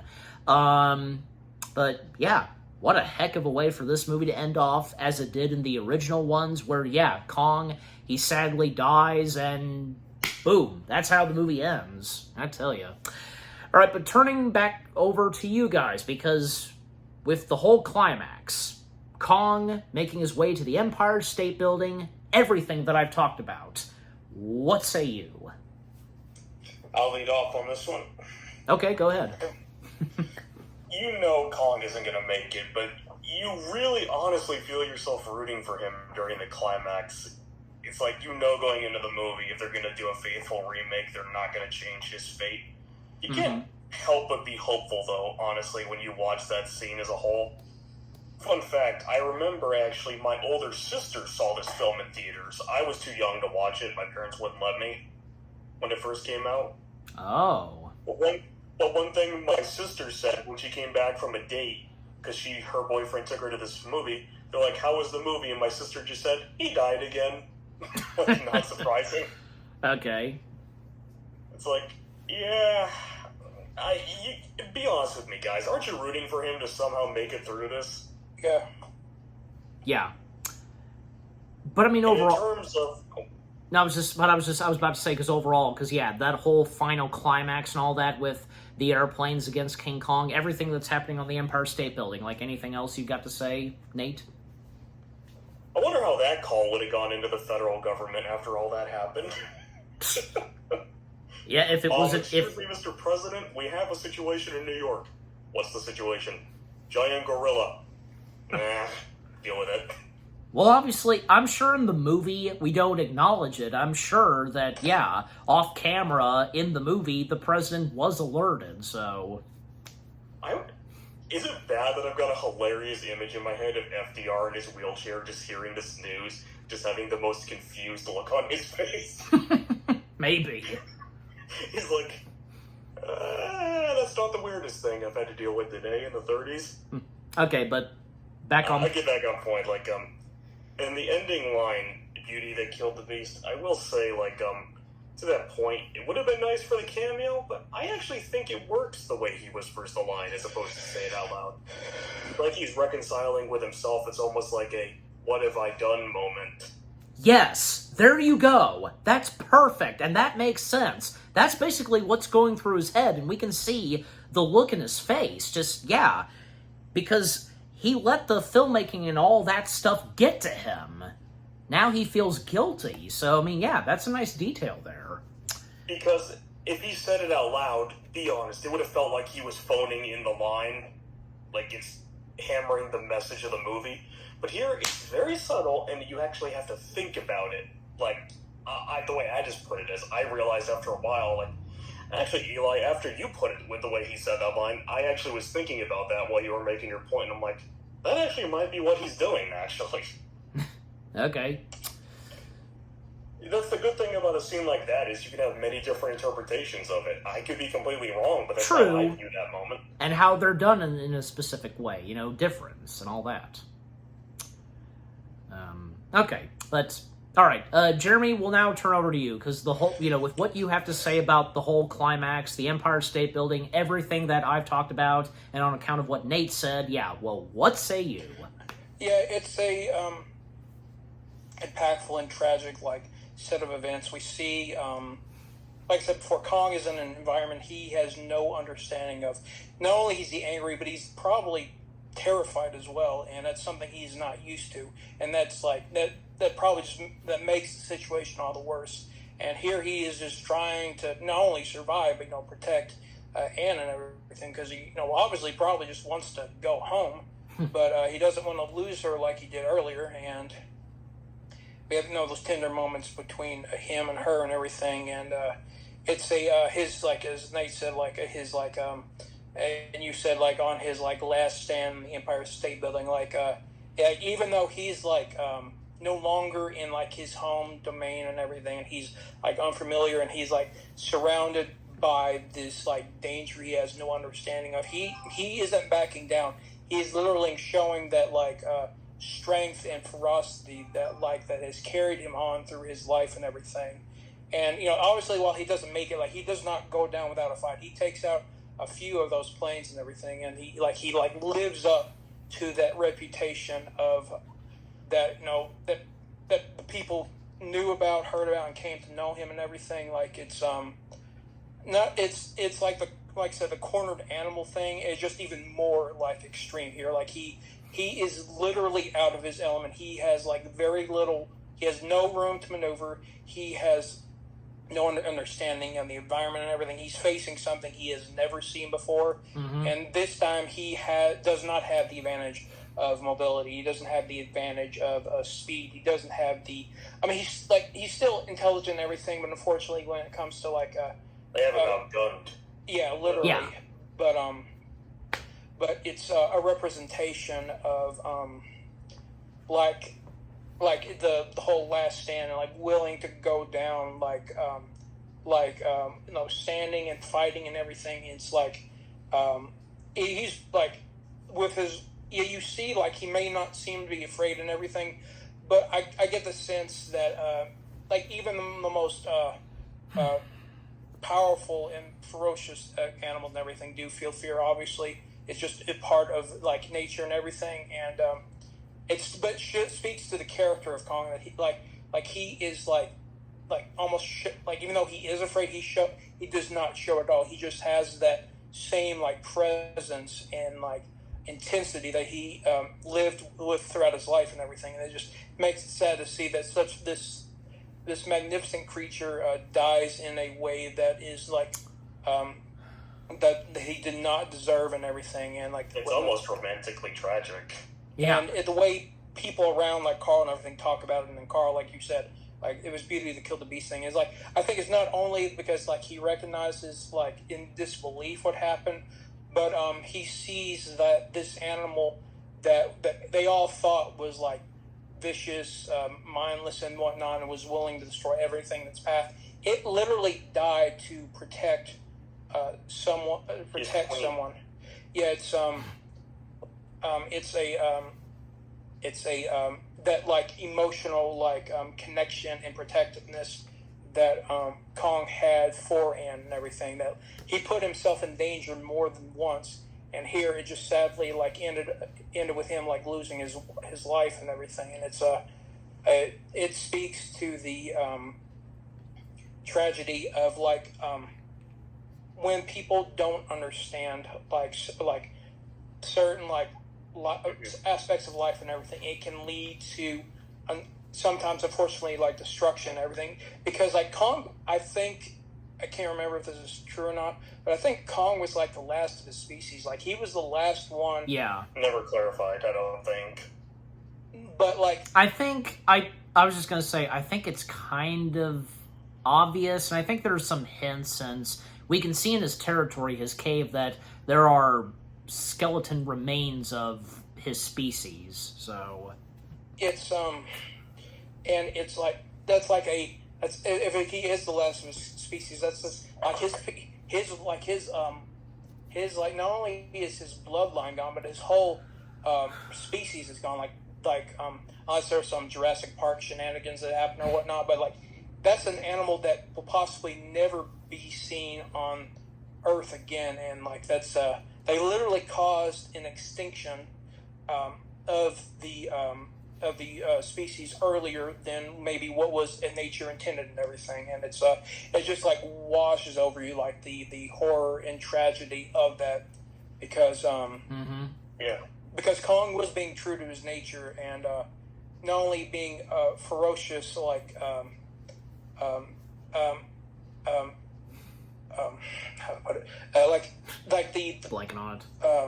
Yeah, it was like we saw he like a ferocious like defender of his territory and everything, but he also had that deep innate protective instinct to guard and safeguard what he cares for, and that was Anne. And sometimes, unfortunately, that's how it happens with animals. Is like they protect what they care about, and sometimes they don't live despite it.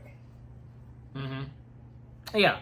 Any quick comments from you, Jeremy, about the final moment where, Carl delivering those last lines, Yeah, like I said, it's like his disbelief of what happened and what he caused. Like a creature, even though it's terrifying, yet it's just so magnificent that he caused the death of, recognizing that it was more than what he and the others saw, because he knows that he did that to protect Anne, because I imagine by that point he knows that Kong could have just eaten her at any point if he wanted to, but she was still alive, and in fact, like, showed like despair and anger for what happened to him at the end of the Skull Island part. Yeah. So he recognizes that Kong died also because of him, but also because he put him in this situation that, like, unfortunately he at that time was not, because like Anne was like the only real human there that like cared about him and everything, like, and wanted to help him and everything. There was no one else there that like wanted to like protect him and everything. So Kong, unfortunately, he just wasn't going to make it out of there. Like, and he obviously could have done more damage and everything in like his defensive rampage and whatnot. But Yeah. it's just like a sad moment to see like this creature that what you could call almost like the master or lord of its own jungle and everything, the master of its domain or whatever, if you want to put it that way. And he dies because he built a bond with someone, and he did everything in his power to protect her, even though like he didn't understand that the ones in this new place that he had no idea what it was weren't there to hurt her. It was just they were there to get him. And he didn't understand that, unfortunately, and Okay. just makes it all the more almost like a cruel twist of fate. Can I add one last thing before we get on to the next segment? Yeah. I meant to say this and I completely forgot.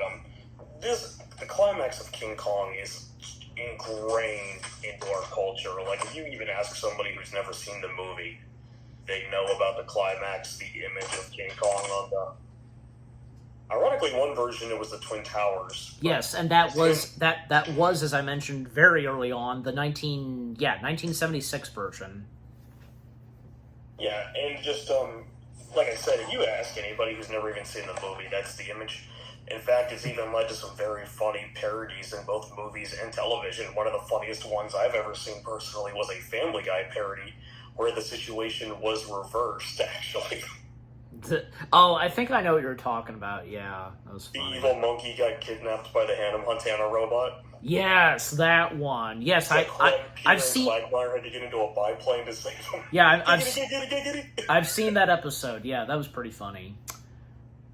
Yeah, but that's true, because, yeah, I mean, again, that being such an iconic moment from King Kong, like, everybody knows it instantly. When you think of King Kong, that's one of the first things you would think of. And, yeah, as mentioned, the parodies that they did. You know what? Not to mention, coincidentally, that same year, when Jackson's King Kong film came out, 2 animated films did a parody of King Kong, of the Empire State Building thing. Wallace and Gromit: The Curse of the Were-Rabbit, and Chicken Little. Yeah, Fish Out of Water was doing a King Kong thing, so yeah. But, alright. We've now come to the end of the movie, and yeah, that's our movie. That's Jackson's King Kong. So, our final thoughts and words on Jackson's King Kong. I'll go first. Yeah, because, yeah. Just overall, looking back and having done a rewatch of Jackson's King Kong, to me, it still holds up. Despite the fact that, yeah, there are some things that we pointed out, and you guys know too, that, yeah, maybe they seem a bit off. Some of the visual effects, not all of them, but some of them, don't look top-notch, as I'm sure as they first did in 2005. But, the storyline, with what Jackson, the cast, and the crew brought to this King Kong film was amazing. The love and passion, you can see it through Jackson. What he brought to this King Kong film, and, with the storyline, again, great cast of talents from Naomi Watts, Adrian Brody, Jack Black, Andy Serkis, the list goes on, Colin Hanks, just, yeah.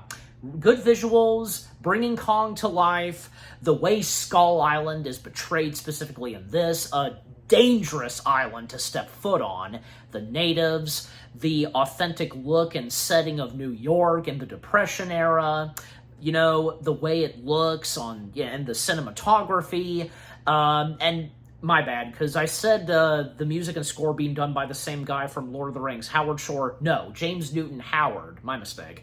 Yeah, James Newton Howard's music and score for Jackson's King Kong. Fantastic, because James Newton Howard, being another one of those great composers, doing so many great music and scores for movies. Yeah, just the intensity, the climax, the thrills, moments where you're kind of like up on the edge of your seats, like, holy cow, just, yeah. Just, what more do I have to say? Just, yeah. Peter Jackson's King Kong film from 2005, it's really good. All of the above, just, yeah. Okay, now we turn over to you guys. Who wants to go first? Final thoughts and words on King Kong.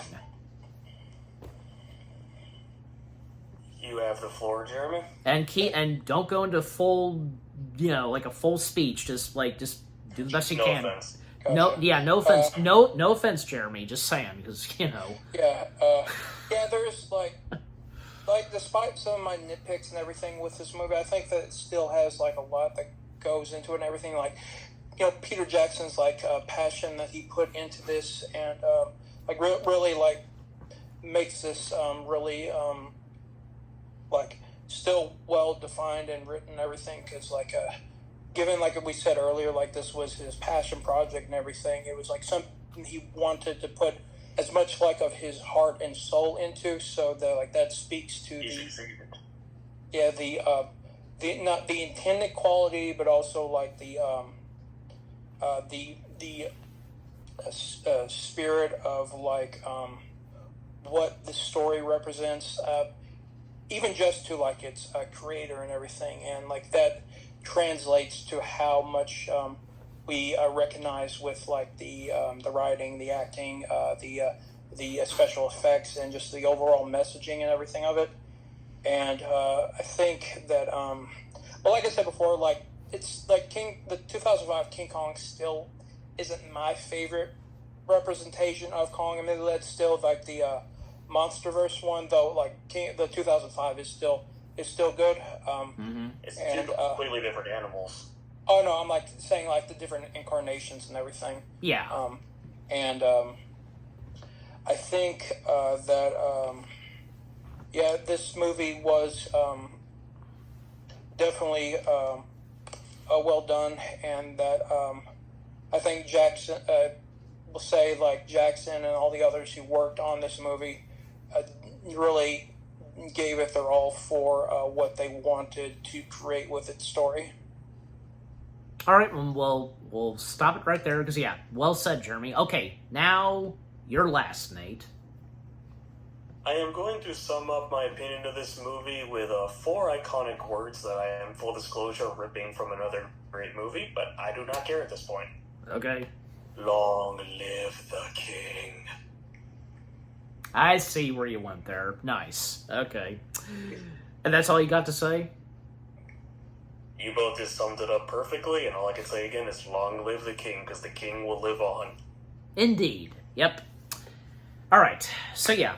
So, from me to Jeremy and Nate, our final thoughts and words. Okay. Now, with that out of the way, how many stars we give Jackson's King Kong? Yeah, we'll start with you two. How many stars do each of you give Jackson's Kong film? Are we going on the IMDb scale out of 5? No, for me, I do 10 out of 10. Okay, just wanted to check. That kind of thing, so. So whoever's going to go first, yeah, just... I'll go first since Jeremy's making up his mind, it sounds like. Gotcha. I will give this film a solid 8.5. Yeah, that's good. Okay, and what say you, Jeremy? I'm a bit mixed. I'm like between I'm at minimum it's like a 6.5 to a 7 for me. I think I might lean maybe 7, maybe. I'm just like not really sure. Admittedly, like it's That's fair. Yeah, that sounds fair. All right, and as for me, yeah, I'd say so too. Yeah, for me, I like kind of like on the same territory as Nate, but yeah, for me, Also, 8 out of 10 stars. Yep, so 8 out of 10 stars for me. Nate, 8.5, as he said. Well, technically 8 out of 10. And as for Jeremy, like around 7 out of 10. All right, so there you go. Okay, so that's how many stars we give Jackson's King Kong film. And what about you guys? What did you think of Peter Jackson's King Kong film itself? Was this probably your first piece of King Kong material you ever watched? The first King Kong film you watched? Or if, say, you watched the other King Kong films that came out before this, obviously, the 1933 one, the 1976 one, or if you saw any other pieces of King Kong material, rather in movies or TV, say when Kong crossed paths with Godzilla, and obviously you saw the MonsterVerse films. Do you think that what Jackson brought to this King Kong film was pretty well done, and seeing as how this was exactly a remake as with what the 1933 film was like, the time and setting in the 1930s, New York. Did you find everything that Jackson brought to his King Kong film amazing, breathtaking? Just the love and passion that Jackson had for this, cinema and all that. Favorite cast of talents and the characters they played in this Kong film.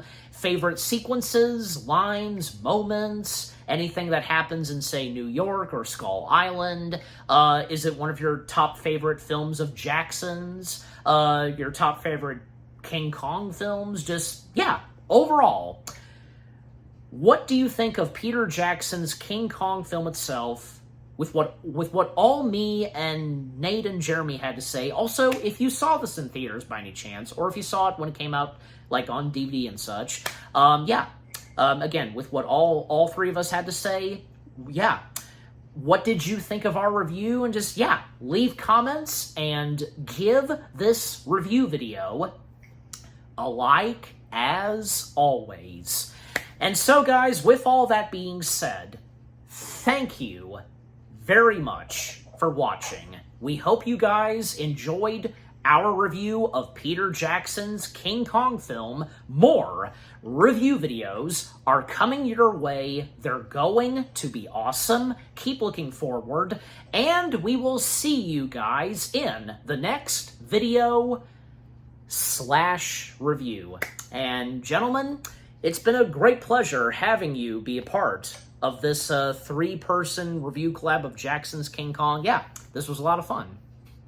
Thank you for having us here. We almost clocked in at the actual running time of the movie.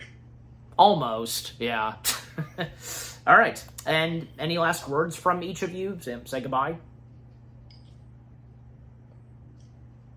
This was very fun. Let's do it again soon. Oh, indeed. Yeah, Go ahead, Jeremy. I was just going to say thanks again for having me and Nate on here. Absolutely. Anytime. And until next time. And yeah, to respond to you, Nate, indeed we shall. Yes. Yep. So yeah, again, and for me, all that's left to say is, yeah, again, thank you very much for watching. Take care until all 3 of us review something else. And happy anniversary to Peter Jackson's King Kong. And peace out.